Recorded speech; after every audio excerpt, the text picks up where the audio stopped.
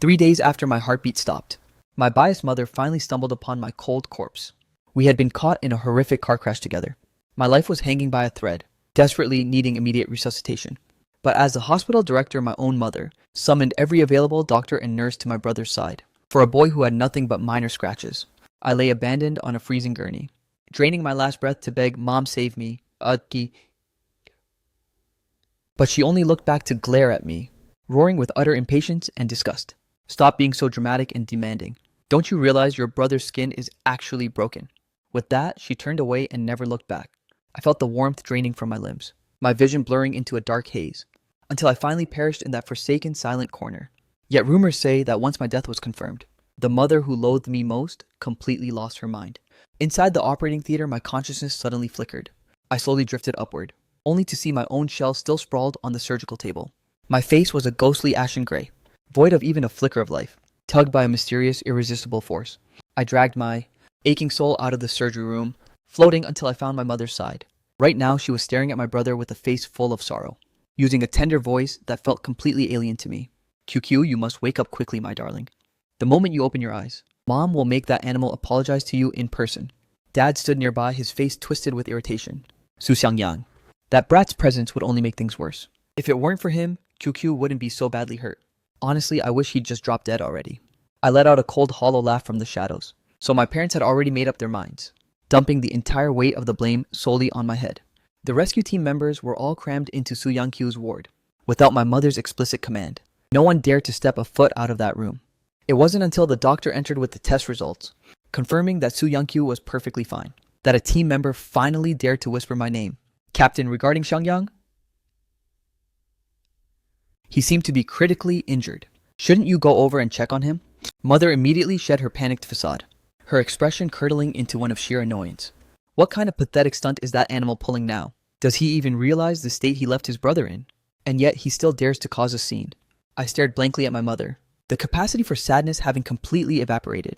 Instead, I felt a hollow void where my heart used to be, as if a jagged piece had been ripped out. Su Yangqiu and I were both caught in the wreck, yet I was clearly the one mangled beyond repair. By what right did she decide I was the villain? Perhaps merely to save face. Mother finally begrudgingly dialed my number. But the moment a nurse answered the family call for me, Mother didn't even wait for a voice to speak from the other end, before unleashing a torrent of vitriol. "Su Xiangyang, can't you act like a proper older brother for once?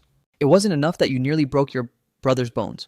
Now you're pushing your luck with this drama." After finishing her ruthless lecture, she slammed the phone down instantly, without a single atom of concern for my life. She even commanded the entire rescue squad to stay put in my brother's room, just in case he needed anything at all. Floating in the air, my lips curled into a dry smirk. My heart didn't even flicker with a hint of emotion. The nurse immediately rang the phone back. "Director Meng, your son Su Xiangyang's resuscitation has failed. He is at death's door. If you hurry over right now, you might still catch his very last breath." But Mother, convinced I was just playing games, let out a harsh laugh. It seems that brat didn't get hurt badly enough. To think, he's actually bribed a nurse to help him lie. The moment the words left her lips, Su Yangqiu, who had been faking his coma, coughed weakly. He slowly opened his eyes, pretending to return to the living. "What's happening? Mom, did something happen to my big brother?" As he spoke, he put on a grand show of frantic concern, struggling to get up as if to search for me. Mother, eyes brimming with agonizing worry, quickly held him back. "Su Yangqiu." Her tone sharpened with even deeper loathing. "Su Xiangyang, if you had even half the decency of your brother, none of this chaos would have happened today. Now get your pathetic self over here, and get on your knees to beg for his forgiveness." Fuming with rage, she slammed the phone down once again. Standing by Dad wore a look of absolute revulsion. Yangqiu has just been traumatized. He needs peace and quiet. Why invite that troublemaking animal here to ruin things? A flicker of triumph flashed in Su Yangqiu's eyes as his plan worked. But to ensure his parents didn't see through the act, he quickly lowered his head, masking his face with a perfect mask of guilt and sorrow.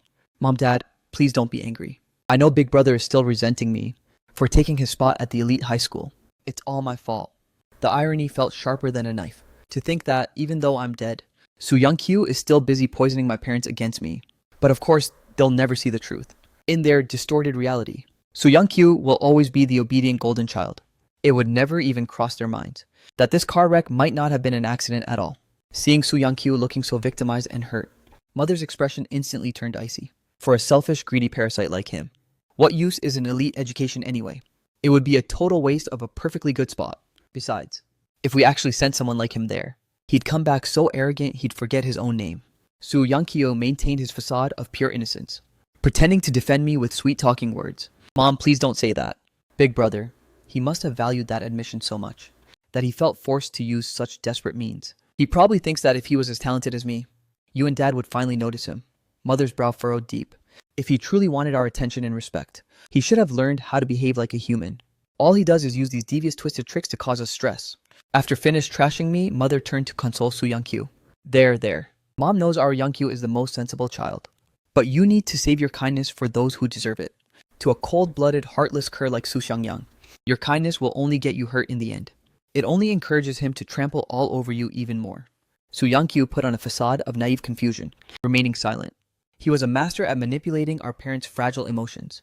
In moments like these, he knew less was more. A subtle hint was all it took to trigger them. I had grown utterly numb to this routine. Since we were children, Soo Young-kyo could always win their hearts with a few sugary words, ensuring Mom and Dad were always in his corner.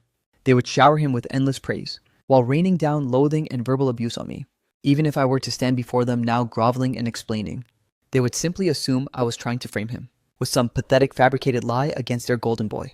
The sudden frantic sound of a door swinging open cut them off. I focused my gaze on the entrance. It was our older sister, Soo Wan-ying, a woman too busy to even grab a proper meal. Yet she rushed back the second she heard Soo Young-kyo was in trouble in this toxic household. Soo Wan-ying's favoritism for Soo Young-kyo was even more extreme than our parents. Before Soo Young-kyo could even process her arrival, Sister had already lunged toward his bedside, checking him over with frantic, obsessive precision. Once she confirmed his injuries were merely superficial, she yanked him into a suffocating, worried embrace. How did this even happen? QQ, you nearly scared me to death. Soo Young-kyo immediately reverted to his signature act, his voice dropping to a frail, weak whisper. I'm okay now, really. Don't worry so much, sister. I'm sure Big Brother, he didn't mean to push me out of the car. Please, just don't be too hard on him. The moment Soo Young-kyo finished speaking, the entire room erupted in fury. Soo Wan-ying's eyes nearly bulged out of her head. What Soo Xiangyang did this? That animal actually pushed you, Mom, Dad. How could you let him get away with this? Where the hell is he right now? I'm going to kill him. Dad slammed his palm against the table with a deafening crack. I thought he had just failed to protect you properly, leading to a tragic accident. I never imagined. Just wait until I catch that bastard. I'll break both of his legs. Mother's eyes instantly filled with a murderous resentment. She looked as if she wanted to strangle me with her own bare hands. QQ, don't you worry. Mom will make sure he pays dearly for this. Soo Young-kyo's eyes darted around nervously, terrified that if things escalated, his web of lies would unravel. He hurriedly grabbed onto Mom, Dad, and Sister. Please don't let Big Brother make you this angry. I don't want you to hurt him just for my sake. Maybe I was just too paralyzed with fear at the time, and I remembered it all wrong. No matter what he says, he's still my own flesh and blood. Even if he despises me, he wouldn't actually try to kill me. Sister let out a heavy sigh, stroking Soo Young-kyo's hair tenderly. You're just too precious and kind, always making excuses for people who don't deserve it. When you're older, you'll understand how sinister people can be. Mother chimed in immediately, her voice dripping with venom. Exactly, Wan-ying. When I arrived at the scene, that vile scheming parasite actually had the nerve to lie next to QQ playing dead. And then he tells me that he's about to breathe his last. He clearly just wanted to sabotage his brother's rescue time. Soo Young-kyo quickly tugged at Mom's sleeve, desperate to shut her up before she dug too deep. Mom, what if Big Brother really was injured? Let's just let this matter rest. Can we please stop talking about him? Soo Young-kyo shook Mom's arm, acting like the perfect spoiled angel. He knew exactly how to play her like a fiddle. Mother shook her head helplessly, her heart melting. Having a son as pure as you must be a blessing from my past lives. You're nothing like that toxic Soo Xiangyang. Fine, I'll listen to my QQ and ignore that little monster. At most, I'll just ban him from ever stepping foot in this house again. That way he can't hurt our precious QQ anymore. I stood silently in the darkest corner of the hospital ward, watching my parents and sister huddle around Soo Young-kyo's bed. An indescribable biting bitterness swirled in my chest. In that moment, I felt like a maggot crawling in the gutters, secretly peering at a happiness that wasn't meant for me. But the people before me were supposed to be my family. I was just as much their son and brother as he was. Yet Soo Young-kyo receives an endless flood of adoration, while I am treated like a filthy rat scurrying through the gutters. I fought with every fiber of my being to flee this place, unwilling to endure another single word from their mouths. But my tethered soul is shackled to my mother's side, unable to escape into the void.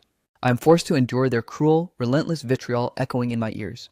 A few days later, under the family's obsessive and tender care, Soo Young-kyo was finally discharged from the hospital. Mother was a whirlwind of activity, packing his every belonging. Dad parked the car right at the hospital entrance, terrified that his golden boy might have to take a single extra step. My sister wouldn't even let him put on his own shoes. On the drive back home, Mother grumbled with visible, simmering resentment that Su Xiangyang is truly a heartless piece of trash. His own brother is leaving the hospital, and he hasn't shown his face even once, not to mention offering a single word of apology. Just wait until I get home, I'll show him what's what. Dad glanced sideways at Mother with a cold sneer. Didn't I tell you?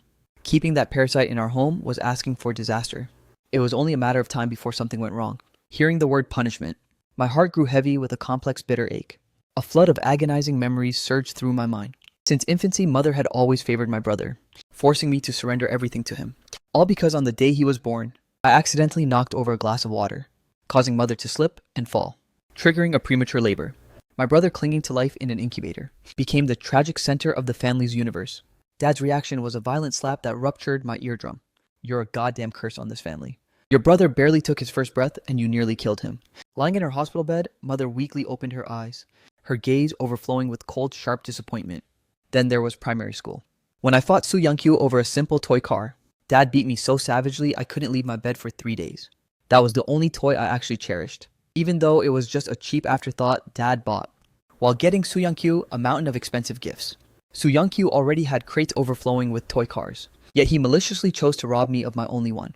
During our struggle, he suddenly let out a piercing shriek and began to wail uncontrollably. Mother instantly pulled him into a frantic embrace, sobbing as she roared at me, Su Xiangyang, your brother has suffered so much because of you. What more do you want from him?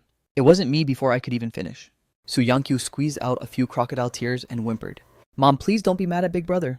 It's my fault. I shouldn't be such a burden or fight with him over a toy. When Dad burst in and witnessed the scene, he grabbed me by the scruff and began to beat me. A cold-blooded brat like you is better off being thrown out with the trash. You're nothing but a curse on this family. I cried and begged him to stop the assault, but the more I screamed in pain, the more Dad thought I was faking it. His blows grew increasingly violent and heavy. Mother and sister just watched from a distance with icy indifference, as if watching their enemy be beaten to death was finally enough. From that day forward, whenever I made my brother cry, it triggered a relentless cycle of verbal abuse and physical torment. As time went on, I no longer dared to compete for a shred of affection. I stopped trying to defend myself, and I stopped trying to even get close to them, right up until the end, when they abandoned me on that freezing operating table, leaving me to rot and die alone. The moment they stepped through the front door, Su Youngkyu flopped onto the sofa like royalty. He barely muttered that he was hungry, before sister scrambled into the kitchen, eager to show off the new culinary skills she'd learned for him. My sister, who had never lifted a finger in her life, scoured her phone for various specialized nutritional recipes, terrified that even a single bite might disagree with him. Dad pulled out the latest high-end luxury gaming console, presenting it as a welcome home gift to celebrate his miraculous escape from death. Mother, meanwhile, spent hours scrubbing every inch of his room, filling it with various air-purifying plants and flowers, claiming that breathing in the fresh air would accelerate his precious recovery. Su Youngkyu simply reclined luxuriously on the sofa, lost in his games, effortlessly commanding the undivided attention of the entire family. My tethered soul followed them back, a silent observer of the warmth in this place that should have been my sanctuary. Yet as always, this house felt as desolate and bone-chilling as a tomb. Suddenly, the sharp chime of the doorbell echoed, and a figure I knew far too well stepped through the frame. It was my girlfriend, Xia Anand. The moment she crossed the threshold, her voice overflowed with fretful concern for Su Youngkyu. Uncle, Auntie, I heard QQ was finally being discharged today, so I picked up some premium supplements, just to see how he's holding up. Su Youngkyu immediately tossed his console aside, putting on a mask of shy, boyish charm. And Sister Anano, you shouldn't have gone through all that trouble for me. I'm practically fully recovered now. Xia Anan beamed at him with a sugary sweetness. The Ice Queen, who was always so cold toward me, transformed instantly for my brother, acting like a gentle, doting girl next door. Watching her, I felt a sickening sense of estrangement. Then her tone shifted abruptly. Where is Su Xiangyang? If she hadn't mentioned my name, the entire family might have forgotten I even existed, at the mere sound of my name. Mother's expression darkened into a scowl. Why bring up that vile parasite? I gave him a piece of my mind the other day, and he hasn't dared to show his face since. Good riddance, honestly. Since he loves the streets so much, he can stay out there for the rest of his life. If he dropped dead tomorrow, this house would finally be peaceful, instead of dealing with the constant trouble he stirs up. Sha'ana nodded in immediate eager agreement. You're right, it's better if he stays away. His presence would only disturb QQ's much-needed rest. Su Wanying emerged from the kitchen carrying the nutrition bowls, her voice dripping with playful mockery. So have you finally decided when to dump Su Xiangyang? If you don't hurry up and claim my little brother, some other girl might just snatch him away. Xia Anan lowered her head with a flirtatious blush. I actually plan to visit QQ today and settle that exact matter with him. A tidal wave of bitter sorrow churned in the depths of my soul, surging upward until it choked my very breath. I let out a hollow, self-deprecating laugh and turned my back to them, unable to stomach another second of this display. Being the unloved one was a reality I had long since accepted. After dinner, an inexplicable agitation began to cloud my mother's mood, prompting her to retreat to the solitude of her bedroom, where she began frantically scrolling through her phone. I drifted closer to catch a glimpse. She was hunting for my contact information. She proceeded to dial my number over and over, but each call was met with nothing but a haunting hollow silence. Moments later, she violently hurled her phone onto the mattress in a fit of rage. You actually have the nerve to ignore my calls now. Do you really think anyone out there gives a damn about you? She then dialed the hospital nurse she had spoken to before. Tell me what kind of pathetic game Su Xiangyang thinks he's playing this time. Relay this message to him for me. Tell him to stop testing my patience and quit acting like a shameless brat. If he crawls back now and begs his brother for forgiveness, I might still let him set foot in this house. The other end of the line fell silent for several agonizing seconds before a trembling, fractured voice finally responded. Director, Su Xiangyang. He passed away over a week ago. The impact of the crash ruptured his heart, but since every surgeon was summoned to Su Yangqiu's ward by your orders, there was no one left to operate on him. At those words, my mother's pupils contracted in sheer shock, leaving her paralyzed and breathless. But within seconds, she forced herself back into a facade of cold indifference. I knew it, she still refused to believe I was truly gone. Mother let out a sharp, cynical sneer. I suppose Su Xiangyang coached you to say that, didn't he? Does he really think using death threats to guilt-trip me will work? The nurse scrambled to explain, her voice desperate. Director, I swear on everything I own, I'm not lying to you. I am willing to stake my life on the truth of this. I felt a flicker of genuine surprise that a nurse, a complete stranger to my life, would go to such lengths to defend the memory of my existence. Mother seemed shaken as well, her sharp vitriolic mask beginning to crumble into a look of pure panic. She desperately replayed the scene of the accident in her mind, refusing to accept it. When she first arrived at the scene of the accident, both Su Yangqiu and I were sprawled out across the asphalt. I appeared to be completely unhurt without a single visible wound, looking almost unnervingly hyper-aware. In contrast, Su Yangqiu had several scrapes across his face and seemed to be in agonizing pain. Fueled by Su Yangqiu's later testimony in the ward, she became absolutely certain of one thing, that after the collision occurred, he had heroically dragged me from the wreckage, only for me to turn around and try to murder him, by shoving him back into the path of oncoming traffic, causing him to be struck a second time. Mother furrowed her brow, declaring with arrogant confidence, that is physically impossible. He was in the exact same vehicle as QQ. QQ has already been discharged. How could he possibly be so critically injured? Don't think I can't see through his pathetic little games. He's just desperate to compete with his brother and manipulate me into giving him attention. I'm warning you two to stop this endless coordinated charade right now, or I'll make sure you both regret it. The nurse, seeing that Mother refused to believe her regardless of the facts, let out a heavy, weary sigh and spoke with total helplessness. Director, I am truly not lying to you. If you don't believe me, go to the morgue and see for yourself. Although Mother maintained her cold and heartless facade, she finally seemed to grasp the terrifying gravity of the situation. Her brow was tightly knit, and her gaze began to flicker with a growing restless uncertainty. Sensing Mother's momentary hesitation over the line, the nurse pressed on. Director, I am just a lowly nurse. Why would I ever dare to joke about the death of your own son? Mother's composure began to fray as nerves took hold. She started pacing back and forth across the room, her footsteps sounding heavy, frantic, and rushed. You spiteful people are all conspiring to deceive me. You clearly have no idea who you're messing with. Without letting the nurse utter another word, she aggressively jabbed at her screen in a fit of rage, terminating the call instantly. After hanging up, she sat in the bedroom overcome with unease. Lost in a whirlwind of dark thoughts, she did nothing but bite her lip with a deathly trembling grip, until they turned a ghostly, bloodless white. But I suspect her anxiety stemmed from her reputation as the hospital director.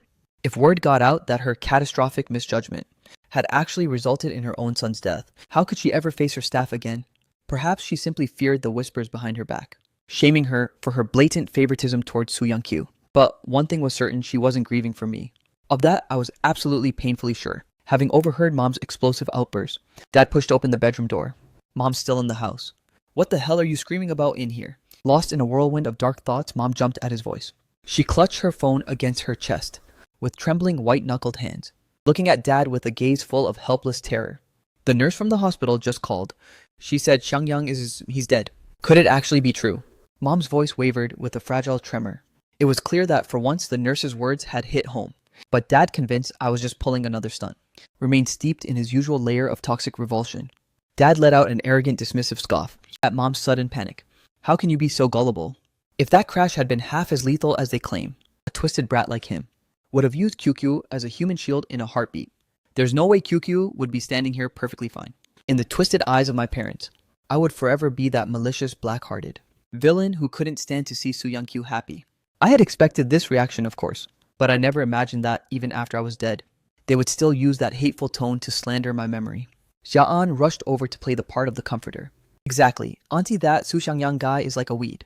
He's way too stubborn to die that easily. It's more likely he'll outlive us all just to spite us. As a wandering soul, I shouldn't have been capable of feeling anything human anymore. Yet I felt a wave of bone-chilling desolation wash over me. I had been with Xia-an for 3 long years. To me, she was the only person on this entire planet I thought I could truly trust and lean on. She used to weep over the trauma my family inflicted on me, and she was the one who pulled me out of the darkness time and again. Until this very moment, I never doubted the sincerity of her heart. In these past 3 years, I never once betrayed her trust. Instead, I bent over backward just to make her feel cherished. As someone whose career was just taking flight, money was tight, aside from covering my absolute bare necessities. Every penny I earned went toward buying her gifts. Balancing my studies while launching a startup made my schedule an absolute nightmare of exhaustion. Yet I always carved out time to be by her side, all just to give her a sense of security and love. Right before I drew my final breath, I'd finally saved up for months to buy her that designer bag she craved. It's still sitting there, tucked away in the trunk of my car. I truly believed our happiness would last an eternity. But now I am forced to hear with my own ears how she colludes with my family to ostracize me. My sister, while casually munching on a tangerine, dismissively muttered, "Wouldn't it be a relief if that annoying pest actually died?" There's absolutely nothing to worry about. Even though I've always known they favored my brother, I never imagined I was this utterly worthless in their eyes. Over all these long, grueling years, even if none of them ever truly loved me, they should have at least known who I was. With my character, how could I ever commit such a vile act? And how could I ever, just for a shred of attention, turn my own life and death into a sick joke? I desperately wanted to scream the truth, but no matter how much I roared in agony, not a soul could hear my voice. Bolstered by everyone's relentless toxic encouragement, Mother straightened her back, reclaiming her usual arrogant and overbearing posture. First thing tomorrow, I'm going to the hospital to expose their lies. If Su Xiangyang isn't in that morgue, I'll personally break his legs. And that nurse, I'll have her fired immediately. Mother's words were like a jagged thorn driven straight into my heart, leaving me gasping in a pool of invisible pain. I don't know how much Mother truly longs to see my corpse, but the thought of me being alive is enough to make her want to cripple me just to vent her rage. Perhaps even the heavens felt a flicker of pity for me, as a cold, rhythmic drizzle began to fall outside the window. Their seemingly effortless, casual insults felt like a series of thunderous, stinging slaps, delivered ruthlessly across my face. Yet I was so paralyzed by the pain that I couldn't make a sound. And even now, only now do I truly vividly understand that everyone was actually praying for my demise. Perhaps they were eager to confirm the fact of my death, or perhaps they were just desperate to expose my lies. Very early the next morning, Mother didn't even stop to eat, before rushing frantically to the hospital. Dad, feeling restless and suspicious, decided to tag along as well. At this moment, Dad seemed even more ecstatic to see my corpse than Mom. He actually floored the accelerator, slamming it to the metal. Tethered behind my mother, my soul felt a surge of genuine terror at the speed. I let out a hollow, mocking laugh. The body sits comfortably in the car, while the ghost is left flying in the dust behind. On the high-speed trek to the hospital, Mother continued to vent her grievances to Dad, fuming that I was forcing them on another wild goose chase. That brat has never given us a single moment of peace. All day long he plays these life or death drama games. He's too cowardly to actually die, so he bribes people to help him fake a tragedy. Clearly we've been giving him way too much pocket money. Mother's claim that I was playing with death wasn't baseless. After surviving in this toxic environment for so long, I had spiraled into a severe, crippling depression. I once attempted to reach out and communicate with her, hoping to find a shred of maternal empathy. But Mother simply brushed it off with total disdain. "Stop faking it for attention. You've just been so spoiled by us that you've become ungrateful. You don't have a lick of sense in that head." I remained silent, head bowed. If we're talking about someone being spoiled beyond repair, that title belongs solely to Soo Young-kyu. As for me, forget being spoiled. I've never even felt a spark of love or a hint of familial warmth. During my darkest, most agonizing period, I actually tried to end it all. But even after swallowing an entire bottle of sleeping pills, the peace of death eluded me. When I finally regained consciousness in the emergency room, I didn't feel relieved to be alive. I felt only crushing disappointment and sheer terror. I was frustrated that even dying was such a difficult task for me, knowing full well that only a brutal scolding awaited my return. Sure enough, the very second Mother saw me open my eyes, the first words she spit at me were, "If you're so eager to die, do it out on the streets. Dying at home will ruin the feng shui. How are we supposed to live here?" Dad's eyes bulged with fury, as he glared at me with pure unadulterated hatred.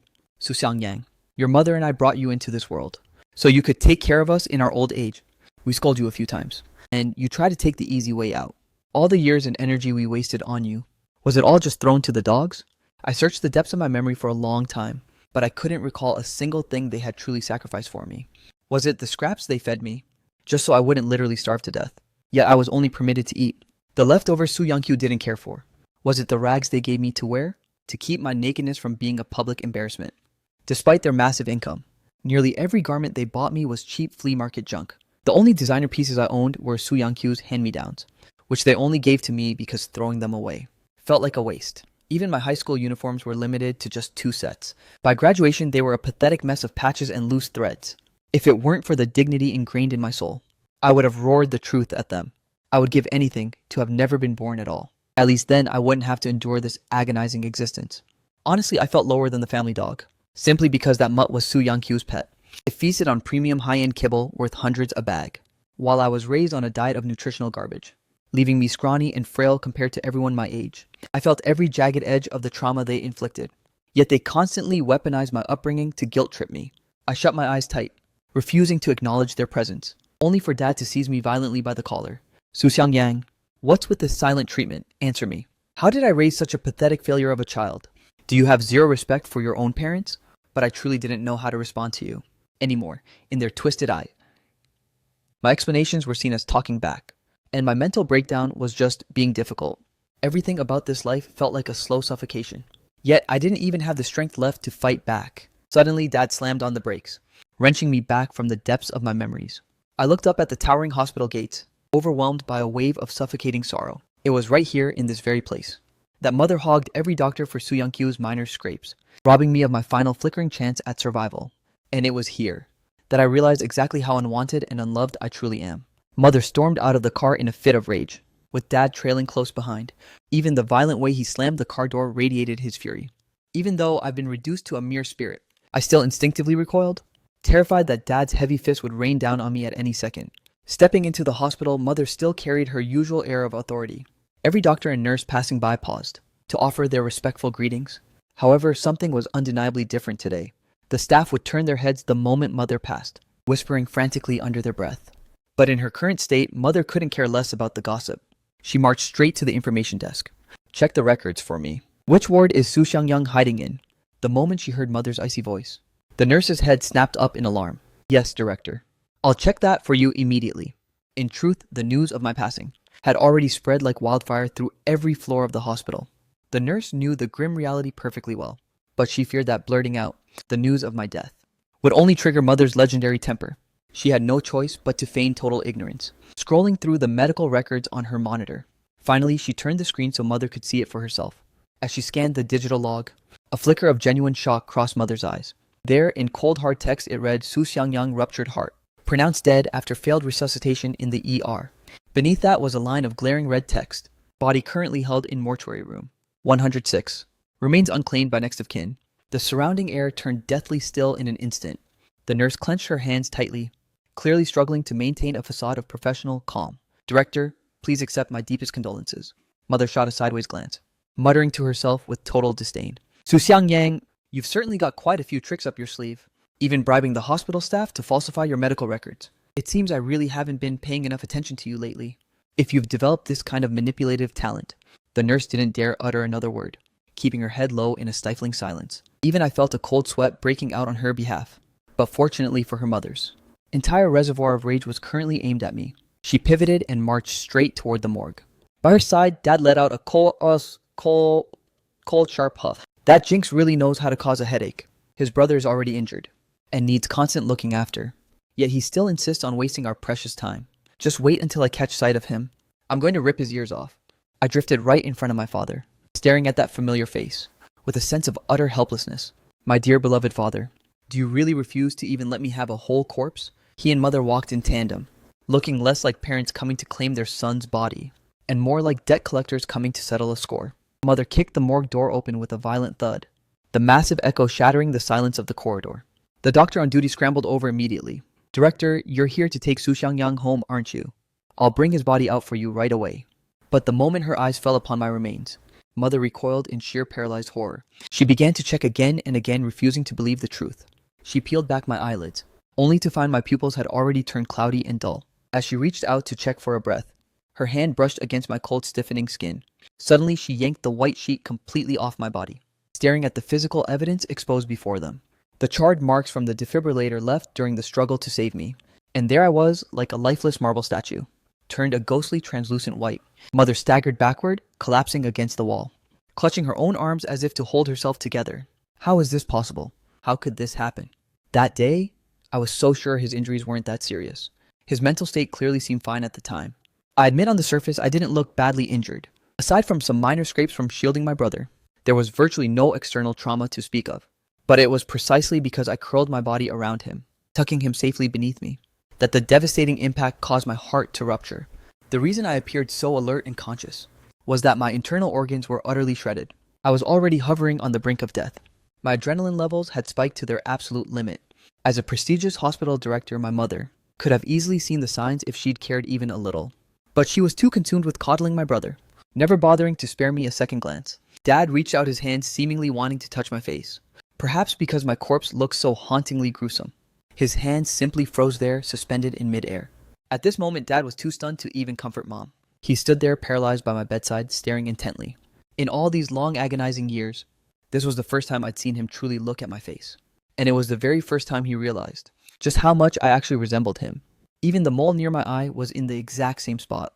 I have no idea what was racing through his mind, nor do I know if he, as a father, felt even a shred of grief seeing his own son's cold body. Part of me yearned to see him heartbroken, for me, even if it only happened after I breathed my last. At least then I wouldn't feel more worthless than a stray dog. Yet another part of me didn't want to see him mourn, because I wouldn't know how to handle such sudden fatherly love. He just stood there like a hollow shell, without a single word or a trace of expression. His emotions were completely unreadable, a total void. Having caught wind of the news, Su Young-kyu rushed over with Sister. The moment Sister laid eyes on my lifeless body, she recoiled in absolute terror. She stood frozen at the doorway, screaming, too horrified to take even a single step forward. Su Young-kyu saw our parents' devastated expressions and realized the situation was spiraling out of his control. He lunged toward my bedside the second he entered, collapsing to his knees and wailing hysterically. "Brother, how could you be so incredibly foolish? Just because I took your spot to study abroad back then, did you really have to harbor such a deep grudge? To think you'd kill yourself just to get revenge on me?" I could only shake my head in weary resignation. I was already stone cold dead, my lifeless corpse laid bare right before my parents, even if he hadn't uttered a single word of his confession. It's not like I could rise up and expose his villainy now. Mom and Dad would have kept doting on him as they always had, perhaps even treasuring him more once I was out of the picture. So why did he feel the need to kick me while I was down? My parents were clearly too traumatized to focus on him. Refusing to be ignored, Su Young-kyu wailed hysterically, before collapsing to the floor in a theatrical display of guilt. "I'm so sorry, big brother. This is all my fault. If it weren't for me, you wouldn't be lying there like this." He then began to ruthlessly slap his own face. He was desperately fishing for our parents' attention. Normally, he wouldn't dream of hurting a hair on his own head. Seeing this, my parents and sister instantly cast their grief aside, to rush to Su Young-kyu's side and restrain him. Mother clutched him tightly to her chest. "Stop it, Chukyu. Mom doesn't blame you at all. None of this is your fault. It was his own insatiable greed that finally cost him his life. He brought this karma upon himself." The mention of that study abroad slot made my spirit freeze for a moment, as my memories were violently dragged back to 2 years ago. I was 4 years older than Su Young-kyu. The year he took his college entrance exams, I was a senior, knowing full well my parents were never my safety net. I had buried myself in my studies since childhood, determined to carve out a destiny of my own and escape the toxic clutches of this house. I never allowed myself a single second of relaxation in college. In my freshman year, I secured a national scholarship as the top student in my class. By sophomore year, I'd crushed the IELTS with an 8.5 score. The accolades I piled up over the years were endless. The stack of certificates was nearly as tall as a man. Ultimately, with a 4-year streak as ranked number 1, I earned a guaranteed spot at a world-class university for my master's. But the deadbeat Su Young-kyu failed his exams and crawled back home, whining to our parents that he wanted to study abroad too. They knew he'd do nothing but party and waste time overseas, yet they greedily agreed without a second thought. Only I knew the bitter truth. Soo Young-kyu had lost interest in education ages ago. His sudden urge to study abroad was nothing more than a spiteful move to sabotage me. To facilitate this, Mom prepared a lavish, overflowing feast, relentlessly piling meat into my bowl throughout the night. Yang, listen. The family savings can only support one person abroad. Your brother has only just finished high school, so why don't we let him have this opportunity? In reality, with my parents' substantial income, funding both of us was well within their means. However, only a short while before, a group of thugs had stormed into our home, claiming Soo Young-kyu had been gambling and had racked up massive high-interest debts. They threatened to shatter his legs if the cash wasn't paid. That was the first time I saw Dad lose his temper with him. But it was merely a few hollow words of criticism, nothing compared to the brutal beatings I routinely endured, doting on their precious son as always. My parents cleared his astronomical debts before Soo Young-kyu even had to apologize. As a result, the remaining funds were only enough for one of us to pursue an education overseas. Hearing Soo Young-kyu volunteer to go abroad, my parents were ecstatic, deluding themselves into thinking he'd actually quit gambling, even though they knew that overseas he'd just be slacking off at some third-rate college. They figured it was better than him staying and bleeding them dry. Desperate to ship Soo Young-kyu off as quickly as possible, my parents unilaterally stripped me of my graduate school dreams, deciding to dump every last cent into Soo Young-kyu's lavish life and studies in a foreign country. I slowly set my chopsticks down on the table. Mom, sending Soo Young-kyu abroad is a total waste of money. I have a guaranteed spot at a world-class institution. It was the first time in years I dared to push back, seeing her usually submissive puppet refuse to yield to his brother. Mother slammed her bowl onto the table with a deafening crack. Soo Xiangyang, your father and I have sacrificed everything to raise you. You're on the verge of graduating from university, yet you still expect us to worry about your future. Shouldn't you be focusing on how to earn money to finally repay the debt of gratitude you owe us? How can you stand to see your brother with no future? How can your heart be so cold and cruel? How can your heart be so incredibly heartless? Mother grew more hysterical with every word. Are you trying to drive your own parents to an early grave? Hearing Mother's sharp, venomous accusation, I froze for several agonizing seconds. My sense of grievance suddenly evaporated, replaced by a fleeting, desperate hope for her approval. I actually began to feel that I was the unfilial one, knowing full well how much my parents worried. Yet, I was still selfishly fighting for this opportunity. Perhaps I was still clinging to the hope of a single spark of maternal love. In the end, my heart wavered and I surrendered to her demands. Please, Mom, don't be angry anymore. I'll step aside and give the opportunity to my brother. I naively believed that by doing this, I was lifting a heavy burden from them. From that day forward, I abandoned my academic dreams for good and never asked my parents for another cent. As a fresh graduate, I ventured out into the world alone, grinding through an internship that paid less than $2,000 a month.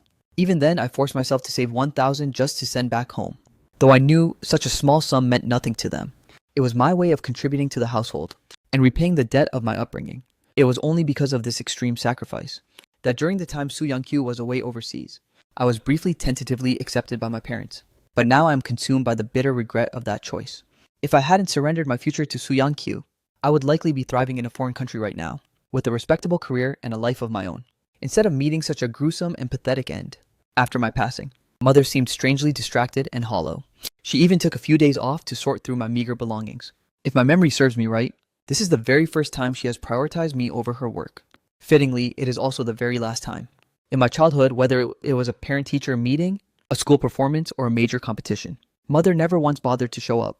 Back then, my greatest, most desperate wish was for her to take just one day off to be with me.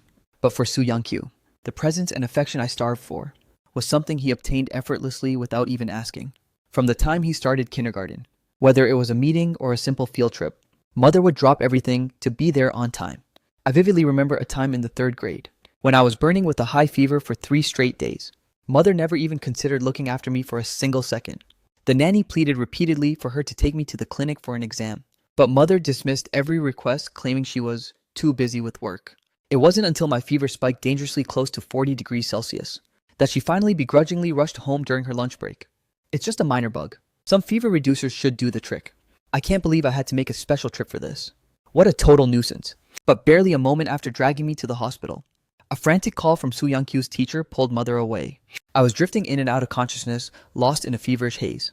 Yet I could clearly hear the panic in Mother's voice. What, Young-kyu's knee is scraped? The teacher on the other end tried desperately to calm her down. Mrs. Soo, please, there's no need to panic. It's merely a tiny scratch on the surface. We've already treated it in the school's infirmary. It's really nothing serious. But Mother's eyes flared red with irrational rage at the teacher.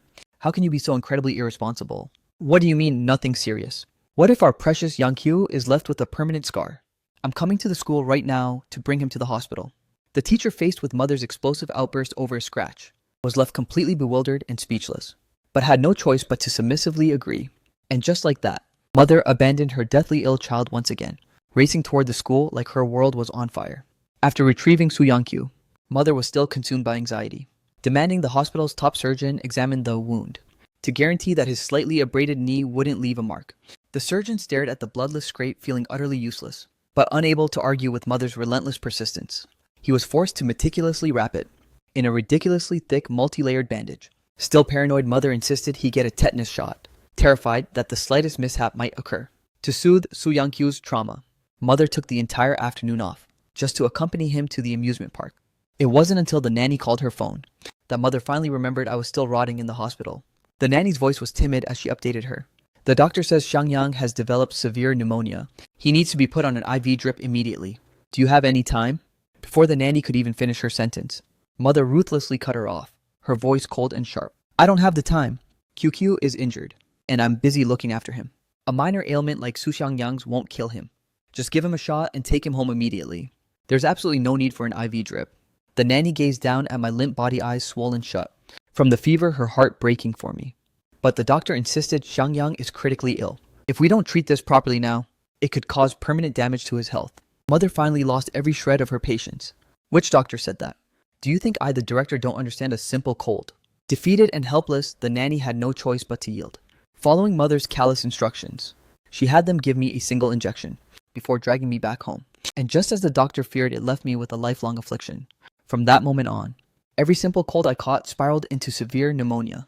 Unless I spent a full week hooked to an IV, I simply would not recover. My vocal cords were also permanently scarred from a month of coughing, leaving my voice forever raspy and strained.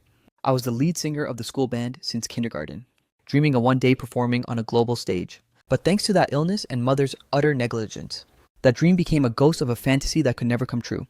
Then there was that year in 8th grade, when a horrific accident occurred during a club performance. I plummeted straight off the edge of the stage, landing violently on my head. The sight of the unstoppable crimson blood sent my teachers and classmates into a blind panic. My teacher frantically drove me to the hospital where mother worked, but no matter how many times she called, mother wouldn't pick up. With time running out, the teacher had to authorize my emergency treatment herself. Miraculously, my skull wasn't fractured, but the gash required 8 grueling stitches to close. When mother finally bothered to return the teacher's call, her first words were, "What trouble has Su Xiangyang caused now? That boy has been a delinquent since he was a toddler. If he stepped out of line, just beat him half to death. There's no need to involve us parents." My teacher frantically tried to clarify the situation. "Mrs. Su, please. You've got it all wrong. Xiangyang is a wonderful student. He just suffered a traumatic injury at school today and is currently being treated at your own hospital." Mother's anxiety spiked instantly, but not out of a shred of concern for my well-being. Did he get into a brawl with his classmates? Is the other child all right? Upon hearing mother's words, my heart constricted with a sharp, agonizing pain. I had never so much as raised my voice at anyone in my life. Yet her first instinct upon hearing I was hurt was to assume I was some violent delinquent. Even a mother who knows nothing about her son shouldn't be capable of such a grotesque misunderstanding. But the most crushing part was that, beyond slanderous assumptions, she showed zero interest in my actual condition. She prioritized the safety of a hypothetical stranger over her own flesh and blood. Humiliation washed over me in waves. I desperately wanted my teacher to just hang up. "Teacher, I'm fine. It's home. My mom is swamped with work. There's no need for her to waste a trip."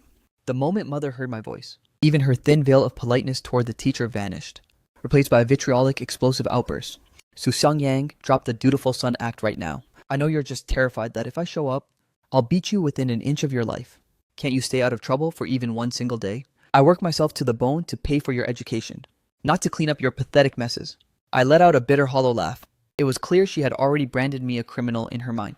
Unable to listen to another second of the abuse, my teacher cut mother off with desperate urgency. Mrs. Su Xiangyang was performing for his club when he accidentally plummeted from the stage. "You're cruelly misjudging him. He is seriously injured. We just finished stitching up a massive gash on his head. He needs to go home and rest for a few days."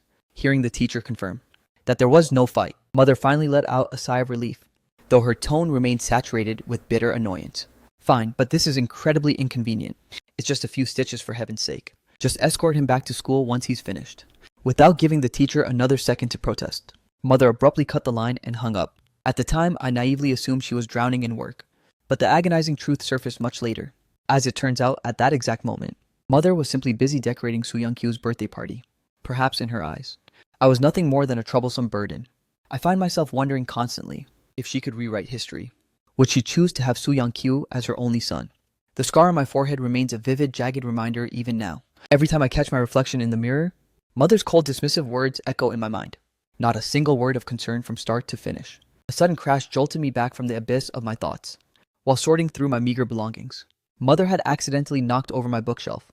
My books were scattered across the cold floor like debris, and most prominent among them was a diary filled with blue ink. Mother stared at the splayed open pages. Her curiosity finally piqued. She slowly lowered herself to the ground to retrieve my private journal. I fought with every ounce of my soul to stop her, but a ghost's efforts are utterly futile. That diary chronicled every spark of joy and every shadow of grief, alongside the trivial details of my life. Once I craved for her to care about my inner world, but now that I'm nothing more than a corpse, I want those memories buried and sealed away forever. In this moment, I no longer want her to know a single thing about my past. Knowing would only serve to rip open the scars that have only just begun to callous over. Inevitably, Mother began to leaf through the diary. She sat on the edge of my bed, turning the pages one by one. On the very first page of the journal, bold letters written in colorful markers stared back at her. Zhang Yang's private secrets. Mother knit her brows, looking slightly bewildered. She continued reading. June 12th. Today is my birthday, and I'm absolutely ecstatic, because Mother finally gave me this diary. This is the first birthday gift I've ever received from her. I heard that all the other kids at school have diaries like this. Even my little brother has one. I wonder what kind of secrets I should fill these pages with. My spirit drifted back into the past as Mother turned the brittle pages. I remember how long it took for the truth to finally come to light. That diary was actually just a piece of junk Soo Young-kyu didn't want. Mother hadn't even remembered my birthday that day. She just carelessly tossed the notebook at me to get me out of her way. And yet back then I was still so pathetically grateful. June 16th. Today, Mother cooked my absolute favorite sweet and sour pork ribs. The delicious aroma greeted me the second I walked in from school. But when I hurriedly washed my hands and eagerly took my seat at the dining table, Mother barked at me to get lost and wait for my brother to arrive. I suddenly realized that this was Soo Young-kyu's favorite dish too. Today was his school sports day, and word was that he managed to claw his way into third place. This feast was Mother's way of rewarding her champion. I had no choice but to grab my bag and retreat to my room to study. But I was so utterly exhausted that I ended up passing out right on top of my homework. By the time I finally blinked my eyes open, my parents' brother and sister had already gorged themselves. The sweet and sour ribs had been completely devoured. Mother had even showered my brother with a mountain of new toys. Looking at these words now, I feel a pang of envy and a crushing sense of injustice for my younger self. I had won countless awards at my own sports days, and whether it was music, chess, calligraphy, or painting, I was always the undisputed number one. Yet Mother never once saw fit to reward my efforts. When I finally crept out of my bedroom that night, I saw my parents in the living room helping my brother unwrap gifts. A dozen boxes of all sizes were piled up like a small mountain of joy. I ran over, my heart racing with excitement, only for Mother to cruelly shoo me away with a look of disgust. "What are you staring at? There's nothing here for you. Stop obsessing over your brother's things." I watched them from a distance, too terrified to move any closer to Soo Young-kyu's radiating happiness. My stomach let out a hollow, painful growl, and I desperately remembered those sweet and sour ribs. But when I finally reached the dining room, I found nothing but their picked-over scraps and cold grease. Mother's icy voice drifted in from the living room. "Su Xiangyang, the nanny, is off duty today. Clean those dishes once you're finished eating." My tiny self dragged a heavy wooden stool over to the edge of the sink, meticulously scrubbing the mountain of grease they left behind. Perhaps finding my childhood scribbles too tedious to bear, Mother impatiently skipped through a massive chunk of pages. The fragmented entries suddenly fast-forwarded to my middle school years. April 28th. Only a few more days until the Labor Day break. Finally, I can catch my breath for a moment. Being a senior is honestly soul-crushing. If only I could attend an elite international school like Soo Young-kyu. But I refuse to believe that hard work won't eventually pay off. Once I secure a spot at the city's top high school, Mother will finally be proud of me, right? Reading those hopeful words, Mother froze, a look of brief hesitation crossing her face. She had always played favorites with my brother, unable to witness him endure even a shred of hardship. That's why from the moment he started kindergarten, she enrolled him in a prestigious high-end private school. Meanwhile, I was left to grind through the public school system. I actually achieved the impossible and got into the best high school. Yet Mother didn't offer a single word of celebration. There was no pride in her eyes, only a bucket of ice-cold water poured over my spirit.